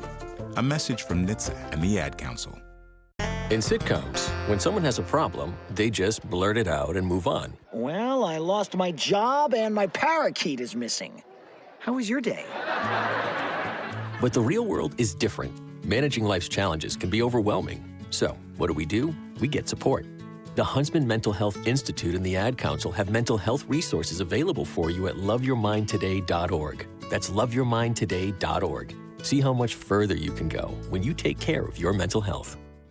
For 250 years, our armed forces have bravely served America. Wounded Warrior Project honors that legacy by supporting post-9/11 service members and veterans like Anthony, a Marine who was injured by a roadside bomb in Afghanistan. They carried me through my injuries, not just my physical, but my mental. And seeing other vets doing the same thing helped me tell myself, hey, you can do this. Join us in honoring warriors at woundedwarriorproject.org/America. In the United States, a vehicle is stolen every 31 seconds, about as long as this message. Luckily, you can take a few easy steps to protect your car in the same amount of time. Remove your valuables, roll up your windows, don't leave your car running unattended, lock your doors, and take your keys or fob. If you have information about a crime, call the police. If you suspect insurance fraud, also call 800-TEL-NICB. A public service message from the National Insurance Crime Bureau. I always had to be so good, no one could ignore me. Carve my path with data and drive. But some people only see who I am on paper. The paper ceiling, the limitations from degree screens to stereotypes that are holding back over 70 million stars. Workers skilled through alternative routes, rather than a bachelor's degree. It's time for skills to speak for themselves. Find resources for breaking through barriers at tearthepaperceiling.org. Brought to you by Opportunity at Work and the Ad Council. Milwaukee Black Talk lives here on 101.7 FM and 1510 AM, W269DL Milwaukee, and WGKB Waukesha. You are listening to The Truth with Sherwin Hughes on 101.7 The Truth app, and 1017thetruth.com.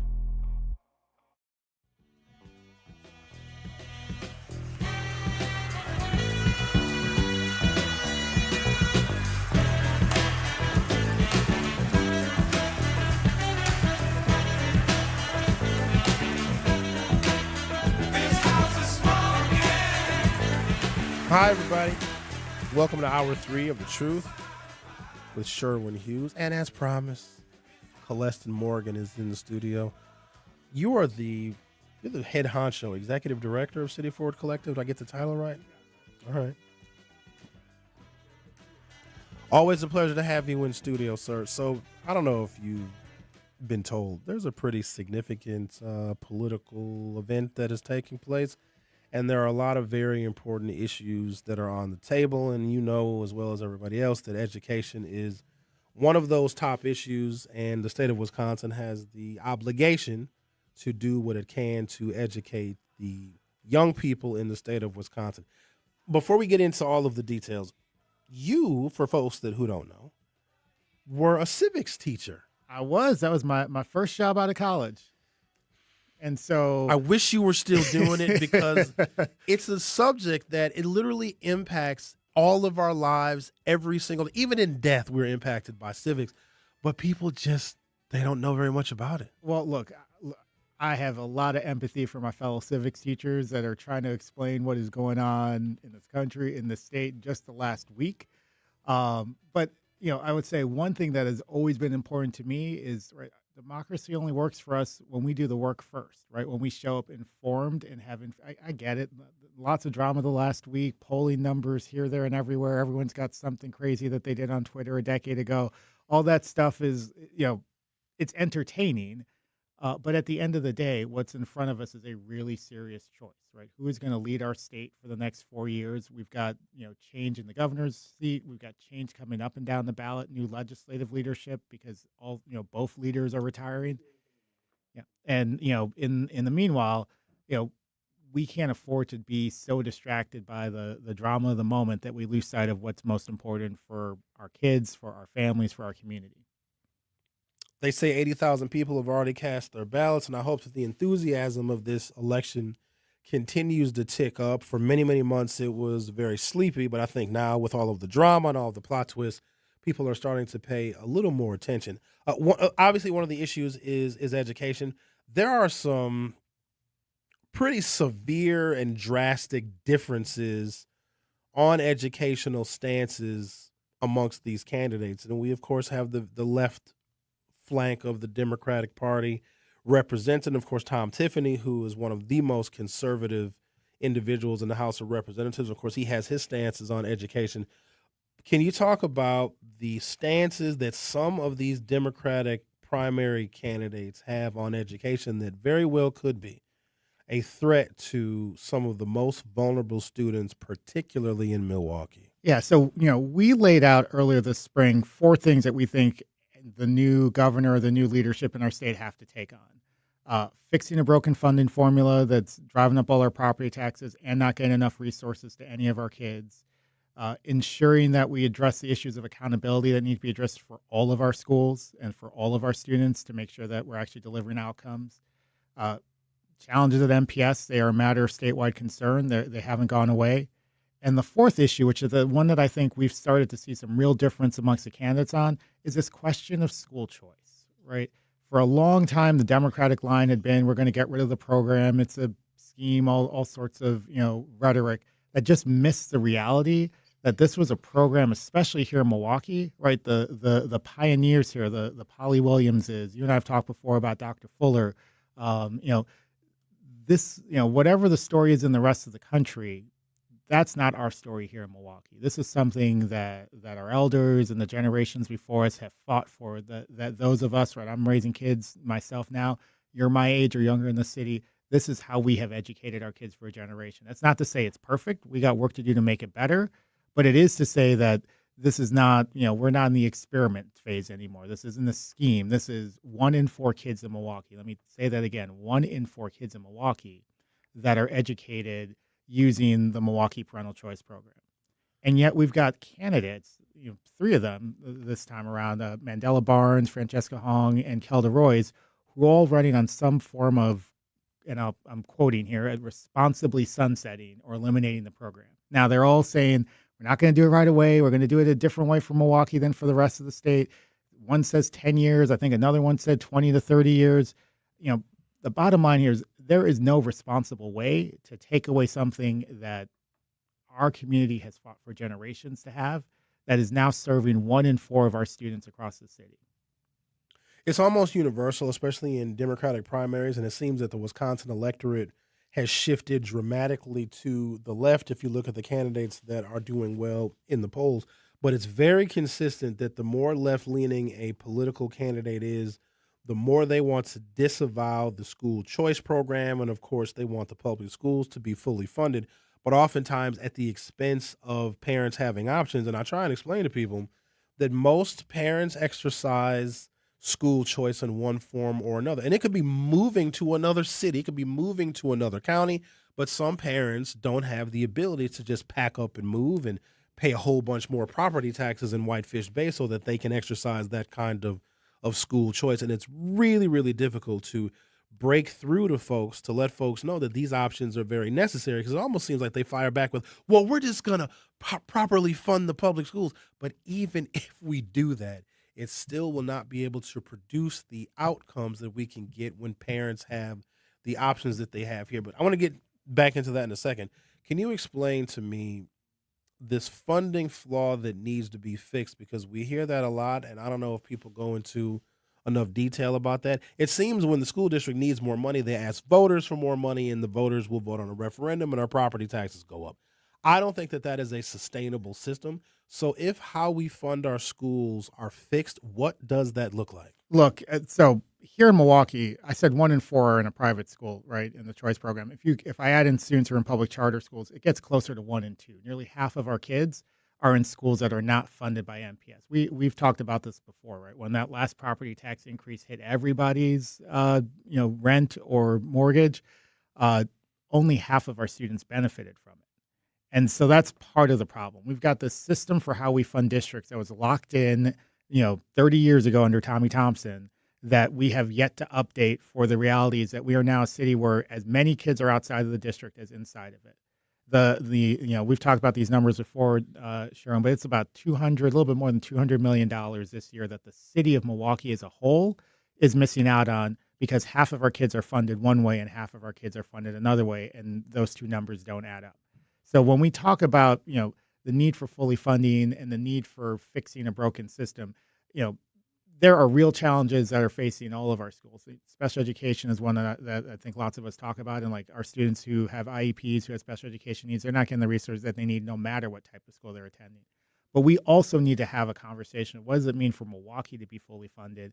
And that means that we're delivering resources to all of our kids, no matter the door that they're walking into, because these kids are in many cases same house, same family, older brothers at a private school, younger sisters at a charter school, and maybe older cousin who's living with them is at an MPS school. That's the reality. And any of us who live and move around in Milwaukee know that's been the reality here for some time. The challenges, the circumstances that a kid is walking out of or walking back into don't change because of what type of school they attend. Most families have no idea how incredibly political education actually is. For them, they've always had options. We're probably in our second, maybe even our third generation of people that have taken advantage of the parental choice program in one form or another. For a lot of families, it's always been there. And a lot of times they have no idea how big the political fights are over parents having certain options. Colestin, what do you say to someone that says, well, public dollars should go to public schools? Public money should fund public education, not a religious education. How do you fire back at those? Look, public dollars belong to the public, and these are all our kids, right? We talk about publicly funded students in the city. And if we want to have a conversation about accountability, I'm right there with you on that. But accountability can't be a fig leaf for I'm going to take away choices that the public right? And in particular, Black and Hispanic families largely in this city and this community fought over generational time to have access to. That's the conversation we need to have, right? Not systems, not sectors, but students. That's who those dollars belong to, the public that is seeking to educate our kids in the best way, and that's who we got to be accountable to. They tell me that the money follows the child, and the parent ultimately makes the decision on where that child goes to school. Therefore, public dollars can be used to fund that child's education in whole or part because the government is not establishing religion. The choice is with the parent. For those of you that are wondering what that Supreme Court case was and you think it's a separation of church and state issue, it is not, because it is not the government that's establishing some foundation of religion. It is a parent choosing the best option for their child. And if you have candidates that are running, and some are performing quite well, at least in the latest polls, that want to either sunset the parental choice program over a number of decades or, like Kelda, literally ended on day one, how do we begin to address the challenges in MPS? Because I think that everyone is better served if all of the schools in the Milwaukee public school system are high performing. Why does it seem, even with more resources and more referendum dollars, more tax dollars, MPS is not making the kinds of improvements that you would think with the investments that they are receiving? Look, I'm going to be careful here because I've had a lot to say about MPS in the past. And I actually think there have been some small starts in the right direction. So I want to start by giving credit there, right? That fiscal house was a mess. We all saw it fall apart. The budget they put forward this year, the steps that they're taking, there is a lot more work to be done, but at least there's some clarity about the challenges that are ahead. I think we're hearing some honesty for the first time in a long time. And part of that honesty is that Milwaukee Public Schools, I could give you the case. You look at the nation's report card, you look at the academic outcomes, it might be the lowest performing urban school district in the country. For Black students in reading, it absolutely is. And if you look at the finances, their numbers, not anybody else's now, $420 million in the deficit lying ahead. What makes any of us believe that that is a system that is ready all at once or in a decade or whatever?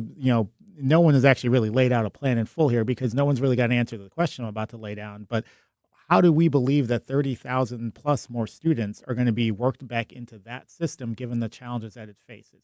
I want to see MPS do well. I've been on the record about that. I think we all want to see MPS do better. We need it to do better for our city and for our kids. But the reality is that is not going to happen if we're trying to move 1 in 4 kids in Milwaukee back into a system that hasn't been able to handle the work that it needs to do. Coleston Morgan Jr. is in studio. He is the executive director of City Forward Collective. We're going to take a break, come back. Coleston, are you okay with talking about the candidates and their different positions on parental choice in education? If that's too hot for you. No, not too hot at all. Let's have that conversation because I think more of us need to be focused on it. Absolutely. And we do have an election coming up. For those of you that have not been paying attention, early voting starts next week, Tuesday, at several different sites around the city of Milwaukee. That is going to be July 28th. The election itself is slated for August 11, 2026. You are listening to The Truth with Sherwin Hughes. I'll be right back. The Truth with Sherwin Hughes returns after this on 101.7 The Truth app, and 101.7thetruth.com. Join the Milton House Museum for an extraordinary celebration of history, heritage, and freedom on September 26th at 7 p.m. at Janesville Performing Arts Center. This special evening features Grammy Award-winning Fisk Jubilee singers from Nashville, a legendary ensemble having preserved the powerful legacy of African-American spirituals, carrying songs of faith, resilience, and hope to audiences around the world. Opening the evening is the dynamic Kofi Dance Company. Don't miss this unforgettable evening supporting the Milton House Museum. Tickets available at miltonhouse.org. I'm Chris Jakimick. I served in the United States Air Force and I deployed 3 times. So in 2017, I was serving as an Air Force First Sergeant. Our motto in that role is "My job is people, everyone is my business." But unfortunately in that year, I would lose my own brother, Lance Corporal Adam Jakimick, to suicide.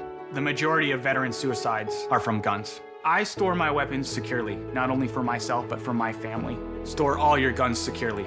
Help stop suicide. My service never stops. Brought to you by End Family Fire and the Ad Council. And here's Heather with the weather. Well, it's beautiful out there, sunny and 75, almost a little chilly in the shade. Now, let's get a read on the inside of your car. It is hot. You've only been parked a short time and it's already 99 degrees in there. Let's not leave children in the back seat while running errands. It only takes a few minutes for their body temperatures to rise, and that could be fatal. Cars get hot, fast, and can be deadly. Never leave a child in a car. A message from NHTSA and the Ad Council. Babes, what are you doing? What? I'm just mowing the lawn. No, it's blazing hot and dry out here.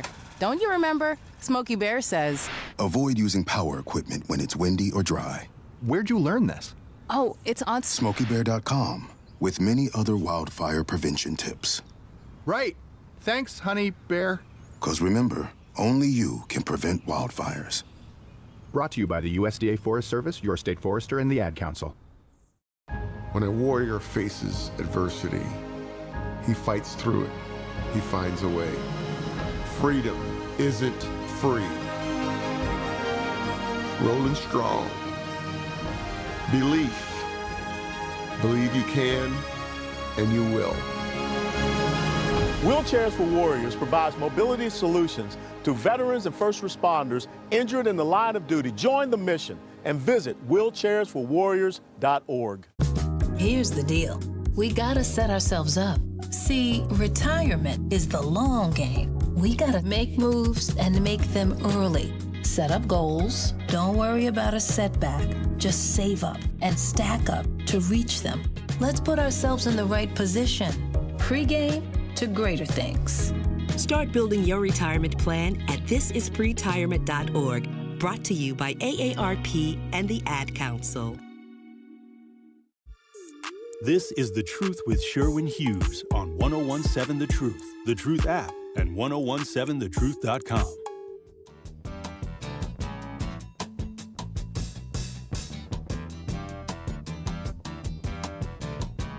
Welcome back to the program. Colestin Morgan Jr., Executive Director of City Forward Collective, is in the studio. Colestin, if people want more information or if they want to know how they can get involved, you guys have a website that you want to share with people. Yeah, we sure do. www.cfcactionfund.org. One of the things that we did, and you'll see it right at the top of the page, there's a resource called Where They Stand.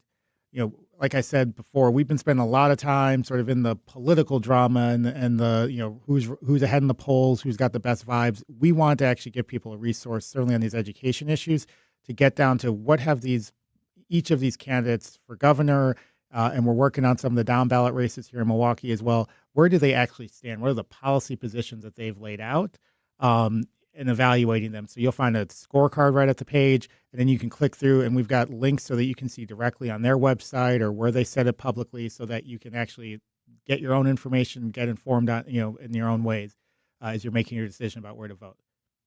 Also on your Substack, you have a listing of the current candidates that are still in the race for governor and where they fall on a myriad of issues. So before we get into the details of that, is there a particular candidate that you believe is a threat to educational options for children in Wisconsin? Are there any threats, or are they all reasonable? Are they all, folks that we can work with on education? Or are there some actual threats to how we educate our young people here? I think I'd say there are three groups of candidates. I'm going to set Tom Tiffany and the Republicans aside for the moment, because the energy right now is in the Democratic primary. And in that Democratic primary, the 5 candidates left, there are 2 candidates that have clearly put themselves in the position where they're going to support all our kids in all our schools. Mm-hmm. David Crowley, Joel Brennan. The other 3 candidates, especially on this question of school choice, have said we're going to take up the special interest groups. In one case, literally sent out the special interest groups talking points. That's the way we're going to try and win. Mandela, Francesca, and Kelda. So that's the clear division that we see at the highest level, and that extends across a number of issues. Right? When you talk about funding reform, when you talk about accountability, we were talking in the first part of this conversation about school choice and their positions on it, but that's the clear divide. 2 candidates that say, I get the system that we have, we need to make it work better for all of our kids, and 3 candidates that seem to be trying to take us back to the past and refuel some of the fights and divisions that have hurt us in the past. Former Lieutenant Governor and current candidate for governor, Mandela Barnes, when it comes to accountability for student achievement, well, question mark there.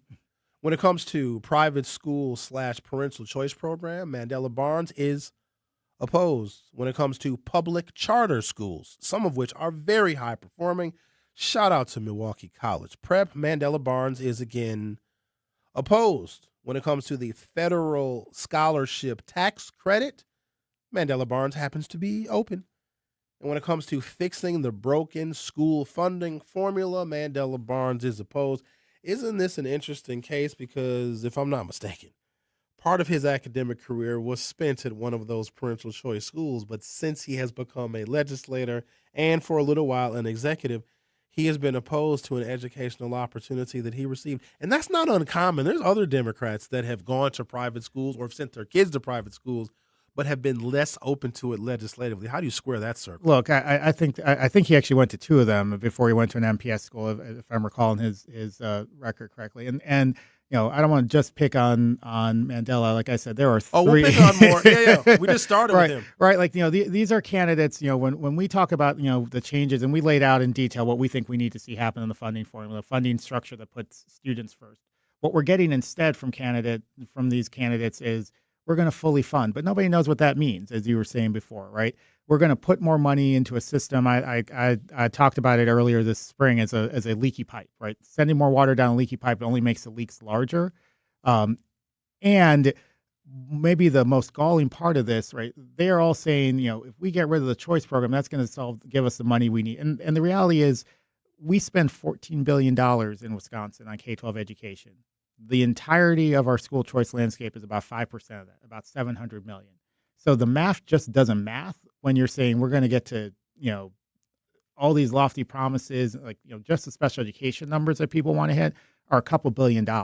There's not enough money in the entirety of the choice program to do it. And there are better targets for us to be talking about. Things like there's a school levy tax credit that is twice the size of the choice program, and more than half of that money is going to out-of-state people for their second homes. Like, there are better targets if what you're trying to do is find resources to invest in our students and our schools than going after the schools that are serving, again, nearly 1 in 2 families here in Milwaukee, 1 in 5 families across the state. Joe Brennan, accountability for student achievement, he supports that. Private school parental choice program, Joe Brennan is open. Public charter schools, Joe Brennan supports those. Federal scholarship tax credit, Joel Brennan supports that. And fixing the broken school formula, Joel Brennan again supports. Francesca Hong, state representative representing a portion of the city of Madison and Dane County. I call her Franny Pants. That's what I call her. When it comes to accountability for student achievement, we got a question mark there. When it comes to the private school choice, parental choice program, she is opposed. When it comes to public charter schools, again, Francesca Hong is opposed. When it comes to the federal scholarship tax credit, she is open.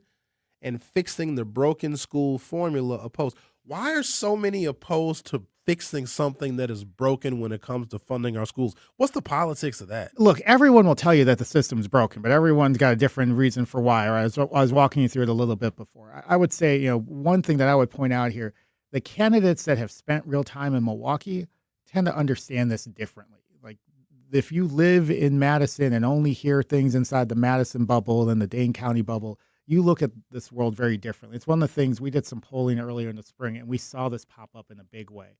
School choice is a 57% support issue. It's supported in every geography across the state except for Dane County. Public charter schools, 20 points more positive in the rest of the state than they are in Dane County. The candidates whose worldviews are being shaped by the immediate environs of the Capitol, are missing the perspective that those of us here in Milwaukee, those of us who live across, across the rest of the state, see and understand. And I think that's part of where you're seeing the division, right? They're pushing policies that maybe make sense for Madison, but don't make sense for Milwaukee and don't resonate to the reality of families across the rest of the state. David Crowley, when it comes to accountability for student achievement, support. Private school parental choice program, David Crowley supports. When it comes to public charter schools, supports. The federal scholarship tax credit, support. fix the broken school funding formula. Well, there's a question mark, but at least he is supportive of all of the other options. Kelda Royce, when it comes to accountability for student achievement, we got a question mark. We don't know. She's against the private school parental choice program. She is against public charter schools. She is open to the federal scholarship tax credit, and she is opposed, again, another Democratic candidate opposed to fixing the broken school formula. And then, well, Tom Tiffany, well, you can just go ahead and imagine. What would you encourage parents to do, Colestin, if they want more information about these candidates and how they potentially could be impacted if a certain candidate wins versus another? Look, I said it before. I'll say it again. Get informed, right? You've looked at the scorecard, and like I said, you can go back and we've got the links to where each of these candidates have laid out their positions.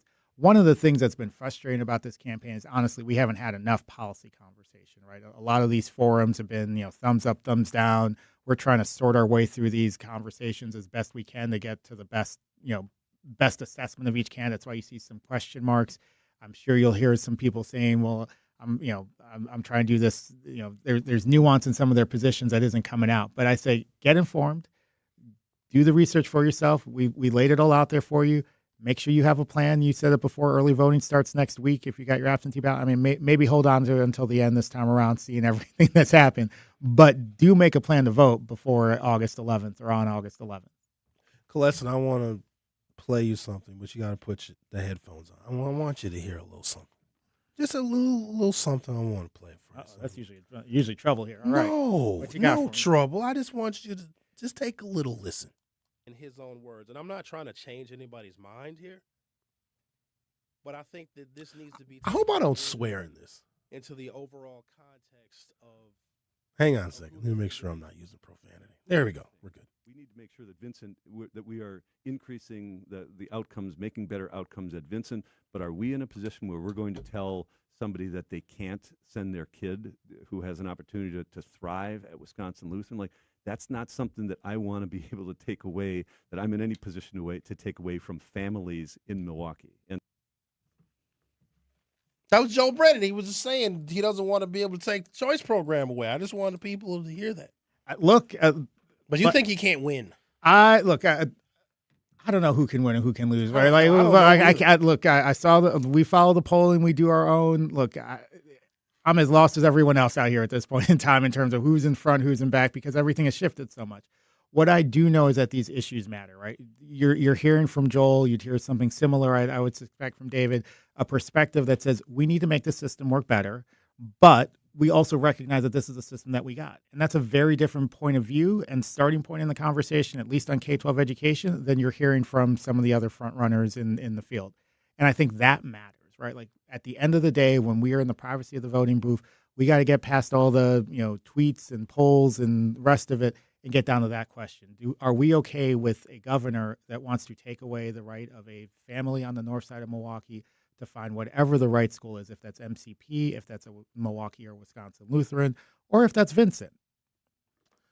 For another twist of irony, since we've been having this conversation, I just received a fundraising text message from none other than Alexandria Ocasio-Cortez.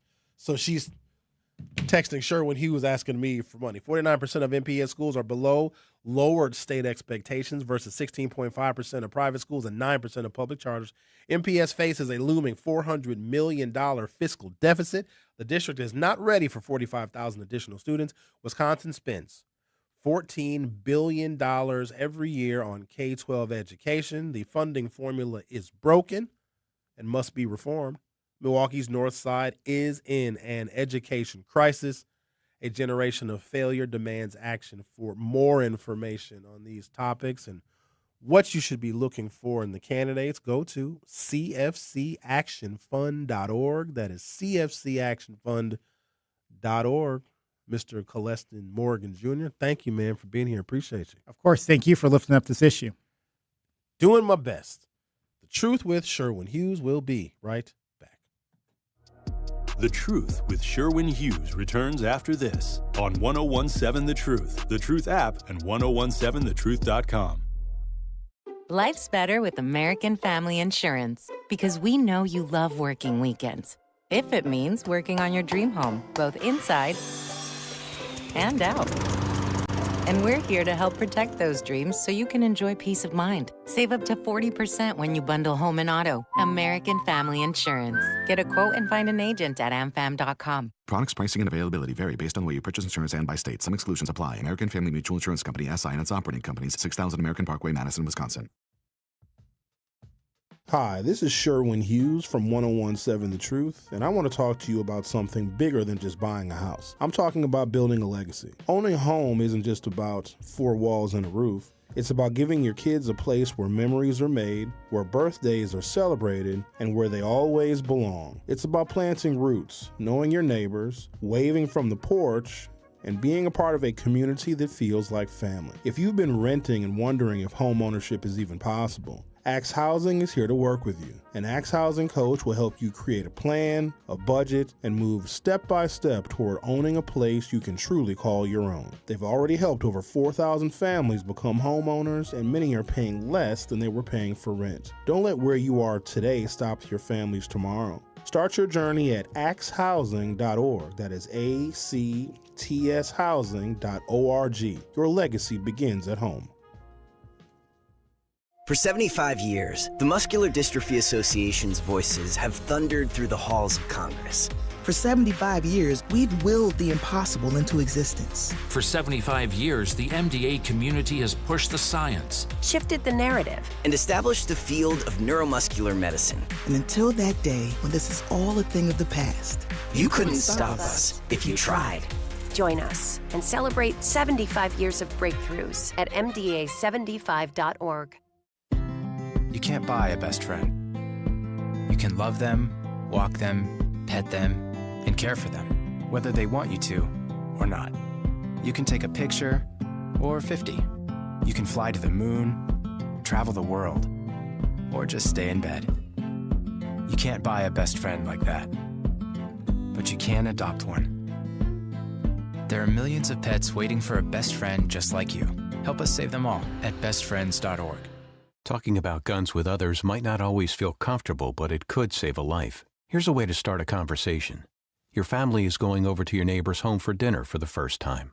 How would you ask if there are any unlocked guns in the home? Hey, we're so excited for tonight. Before we come over, though, may I ask if there are any unlocked guns in your home? Our guns are stored securely, locked in a safe that the kids can't access.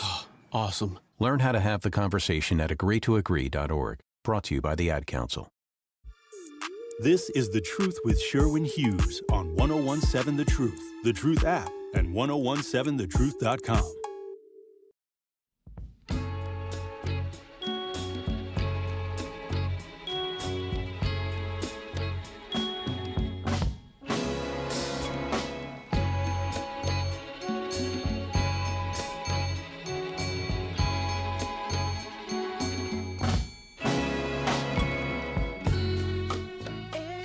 Some of you have probably seen the very disturbing video of an officer-involved shooting in Madison, Wisconsin, of Corey Ruiz. These are very emotional situations, and it's very easy for us to already have our minds made up because of the history of violence that exists between Black people and brown people and the police. It's not even really brown people.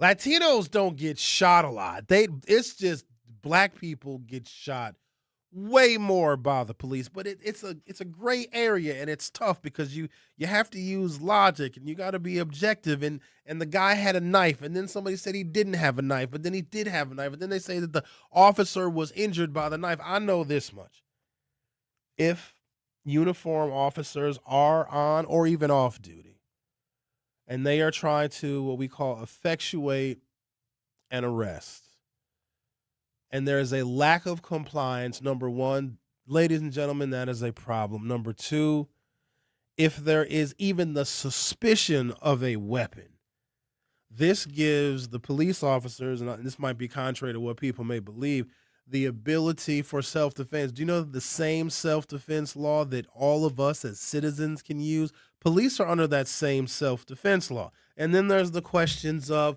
well, did they have to shoot him 3 times? But then there'll be other situations where officers will empty their clips, right? When Christopher Manning shot Dontre Hamilton, that was 14 shots. We always complain about the number of shots. And as I understand it, and most folks that aren't familiar with firearms and using firearms for self-defense, you discharge your weapon until the threat stops.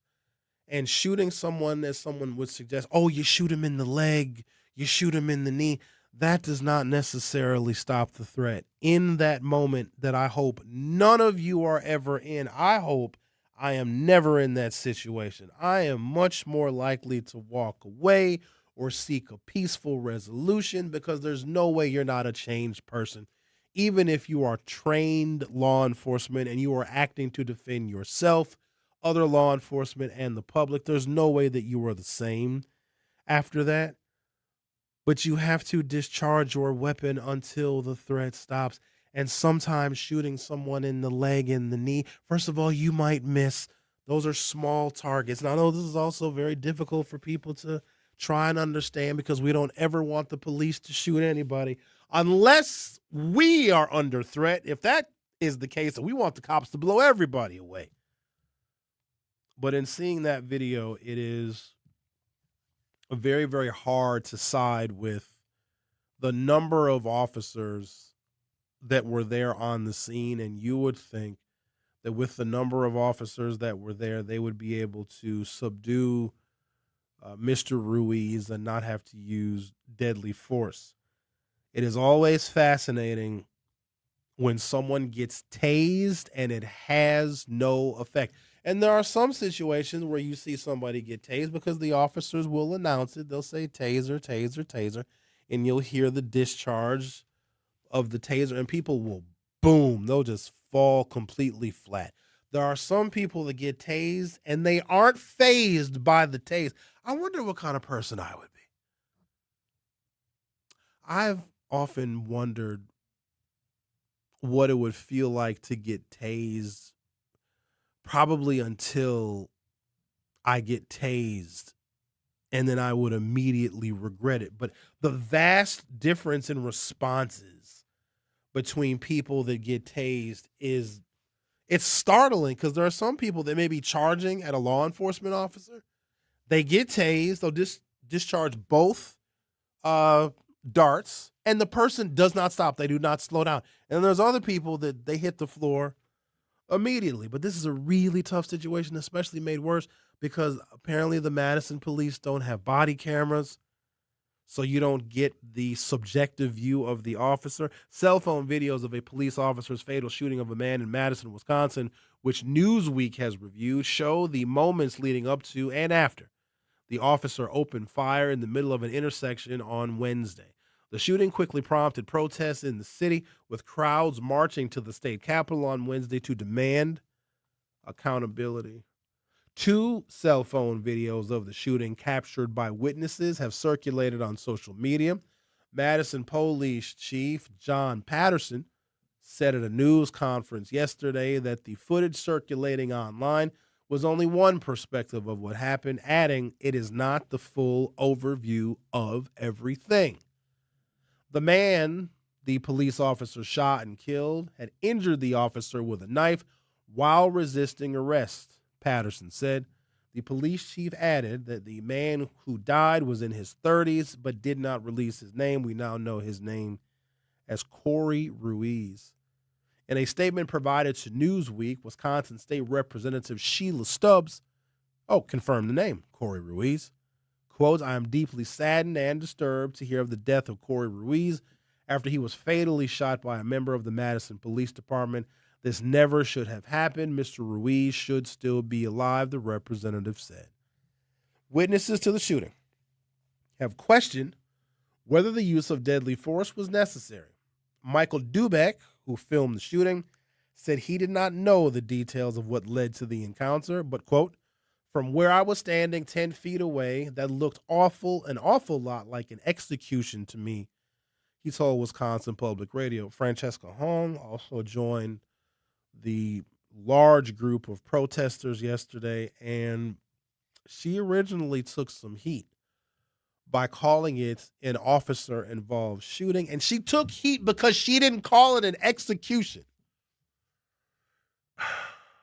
I'm not judging this situation because I don't want to react without having all the information, and I'm just a person with a microphone and 1017 The Truth in Milwaukee. I probably never will get all of the information, but if what we have been told and what has been reported thus far is true, ladies and gentlemen, it really should be common sense that if you are armed, yes, with a knife, and I've heard so many ridiculous comments.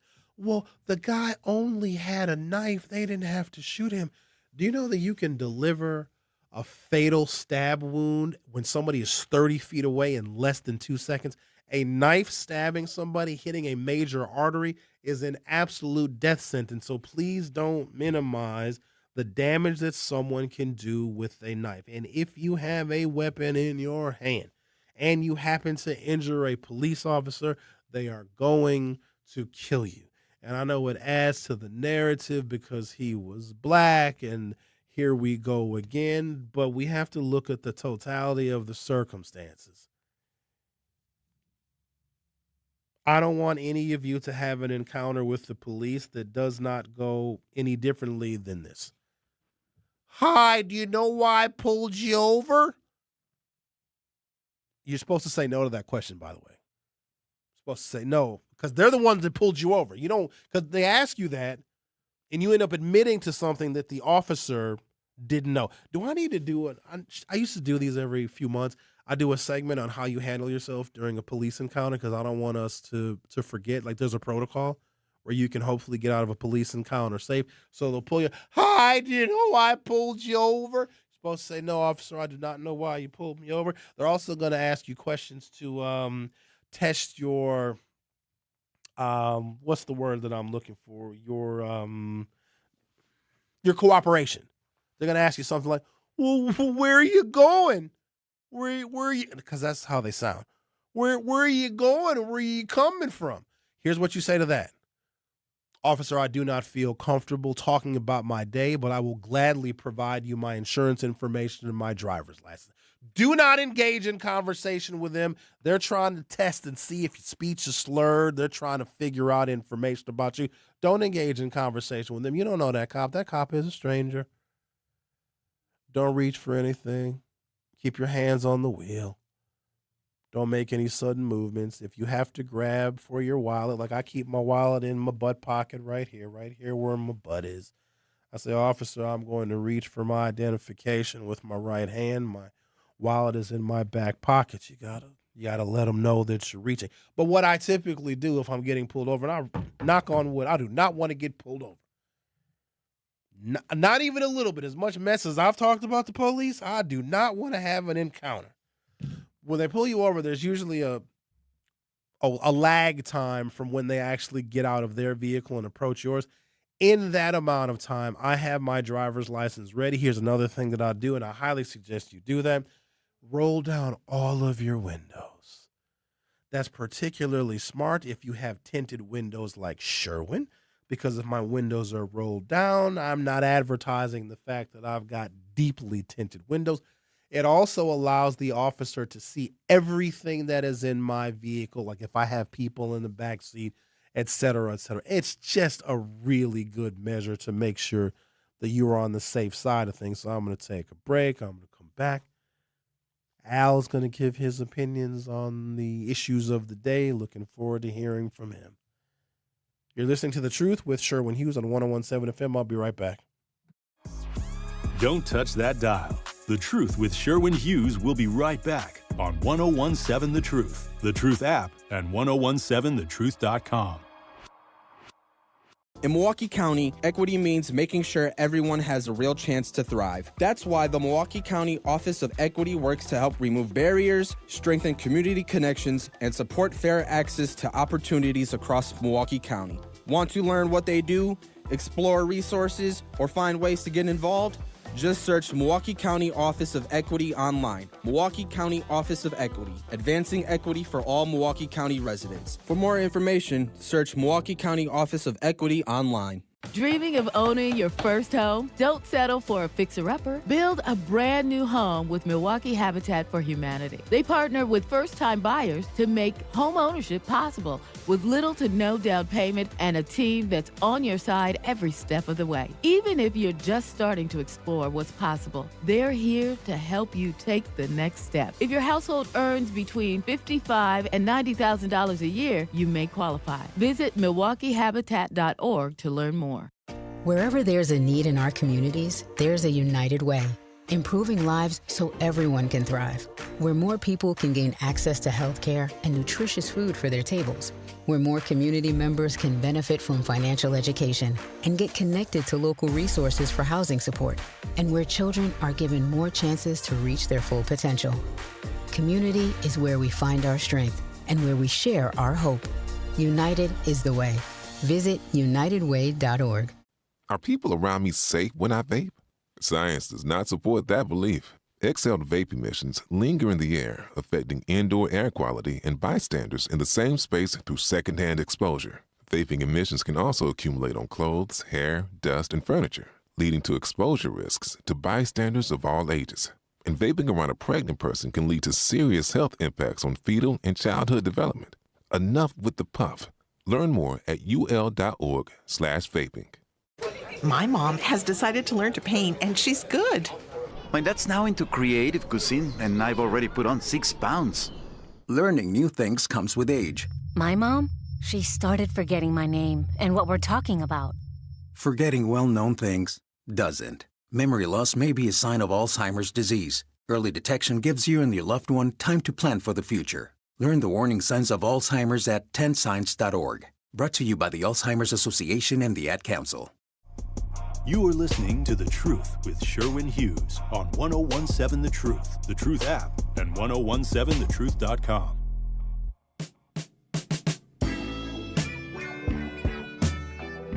Looking to discover and support local businesses in our community? Then make sure you tune in every Friday at 8 a.m. to Truth in the Morning with Homer and Bailey for What the Business Is, powered by We Energies. Each week, you'll hear from local business owners as they share what their business is, where they're located, and one valuable lesson they've learned along the way. We Energies is proud to help power local businesses and the communities that they serve. Don't miss What the Business Is every Friday at 8 a.m. only on The Truth in the Morning with Homer, Blow, and Bailey. Powered by We Energies, delivering the energy that powers local business. I'd rather be with you. Hello, Al. How are you doing today? I'm doing fine, and I hope everybody's having a wonderful day. You know, I think what we're trying to figure out, you know, they always say they had a weapon. But when we look at the man in Grand Rapids, Michigan, handcuffed on the ground, got 3 bullets in his back, and they let the German Shepherd gnaw on his neck like beef jerky, no uproar. Or, you know, if the boy in the back of the squad car, Arkansas, handcuffed and still got a bullet in the head, I guess he shot himself. Or, you know, the man who was in his car in Washington sleeping, and he wake up to 100 bullets. But then when it comes to Savannah Davenport, that's whooping ass on that police officer and drag her down the stairs while holding that head with all the spritz, she don't get 100 bullets in her face. Or when Jim John Jones, Sakowski, pull out that AR-15, hey, brother, let's talk about it, brother. Or, you know, the man already handcuffing the white woman who got on 65 pounds of foundation and MAC lipstick makeup. Shut up! You know, they got all this aggression. But when it comes to them people with them 32 characters in their last name, they always go the extra mile, you know. So that's what we try to understand. You know, when it's black, you get your hair blown off, your blood going through the hair like raindrops, and it's always, you know, or suicide or something like that. Or, you know, we just try to understand the differences between this black, but when it's white, we got to talk to you and make sure you okay. And we're going to take you to Burger King to get you a Whopper with cheese, a large fried barbecue sauce, and a nice-sized Coke. Moving forward, I was going to ask you, is Mandela Barnes going to come on your show while he making them dry-ass peanut butter jelly sandwiches? No. Because we trying to figure out, like, when he going to bring his goddamn black ass on the truth. Because, we the colors and the blacks that you don't F with, we want to know if you legit to fit the position. Matter of fact, you can come when it's daylight and you just make sure them colors you don't mess with is white. Because we just want to see to understand that now. You know what I mean? So much ignorance and, Uncle Ruckus Bull Sugar Honey Iced Tea, we want to know why he don't F with the colors. Because the only time he F with the colors when he talked about his mama had an abortion. That's nobody goddamn business anyway. But if you want to portray yourself for the whites, you can come on down here when it's daytime and F with the blacks. That's all we trying to find out from the police to Mandela Barnes and that 5 o'clock shadow. I don't have what you think about that? I don't have any plans to interview him. He has not requested, nor will he.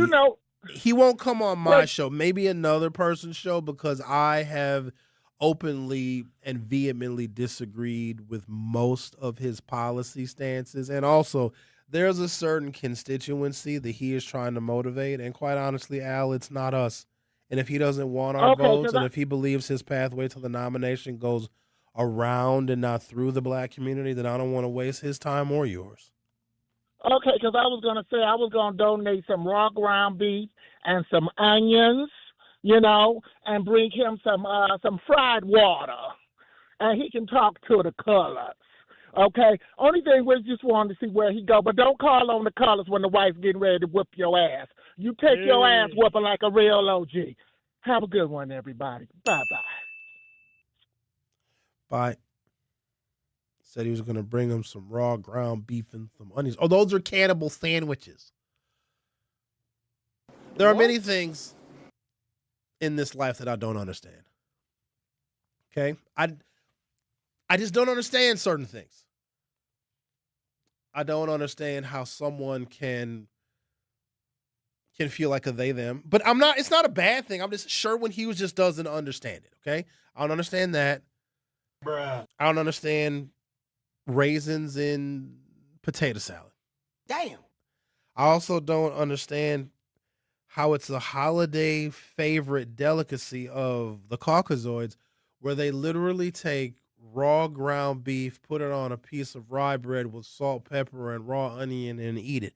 The first time, because I've been exposed to many a cannibal sandwich in my life. Sherwin, you got to try this. It's delicious. You're going to like. Under no circumstance have I ever in my life put any raw meat, in my mouth. You understand? So this is what I do when they offer me the cannibal sandwiches. Here's what I do. Because if you don't make one, they get offended. Sherwin, you got to try it. And I take a big old hunk of the raw ground beef. And it looks nasty because after it's been sitting out for a while, it starts to get darker in color. And I go, here's what I do. Listen to me now. Follow my lead.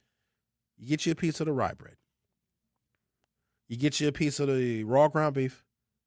You get you a piece of the raw onion. You do a little salt. You do a little pepper. Make about 2 or 3 of them. Okay, put them on a little plate. Then take it to the microwave, and you have a hamburger. I microwave my cannibal sandwiches. I'm not eating raw meat. That's disgusting. You know that they used to say that back in the slavery times they used to eat us? Yeah.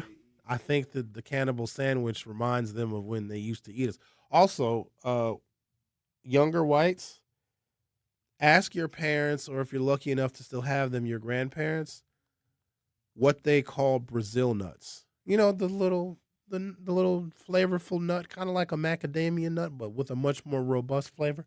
No, go ahead and ask them what they call those. That also was a reference to cannibalism. Didn't the whites eat Nat Turner after his rebellion?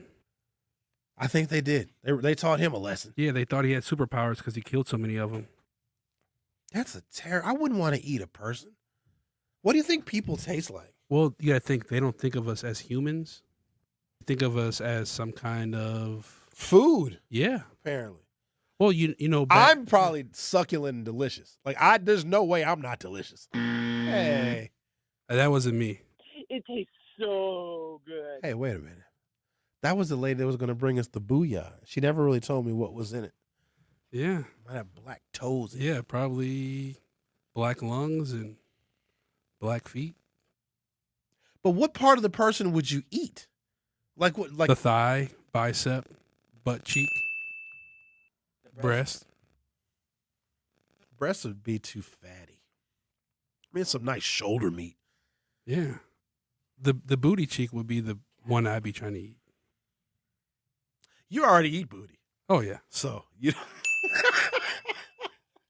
It tastes so good. That's disgusting. You guys. If they're clean, Hey, like, wait a minute.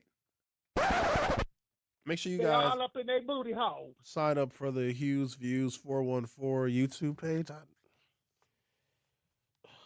I'm just so disappointed by everything that is happening, all the stuff that's going on. Can we just get through this election? The only thing left to happen in this primary election is somebody dies. That's the only thing. And I don't someone. I don't want anybody to die, but like, what else could happen? No, I don't want to even speculate on it. I just maybe some more things come out. There's opposition research on Mandela. And yeah, I heard that. If they drop it, it'll be bad. And I don't know if it'll hurt his campaign. I don't believe that he's going to get enough votes if he can mobilize enough people to get him through the primary. But I just hate to see these political campaigns be so incredibly inconsistent, because when it's all said and done, we do need to elect somebody that can provide solid policy foundations so that we can improve the quality of our lives. Thank you for listening. Lunch break is up next. Each early detection, each shortened hospital stay, each quick recovery reminds us why we serve. From first breaths to complex surgeries to rehabilitation that gets you back to your family sooner, we stand ready, quietly preparing, focused, and guided by one promise: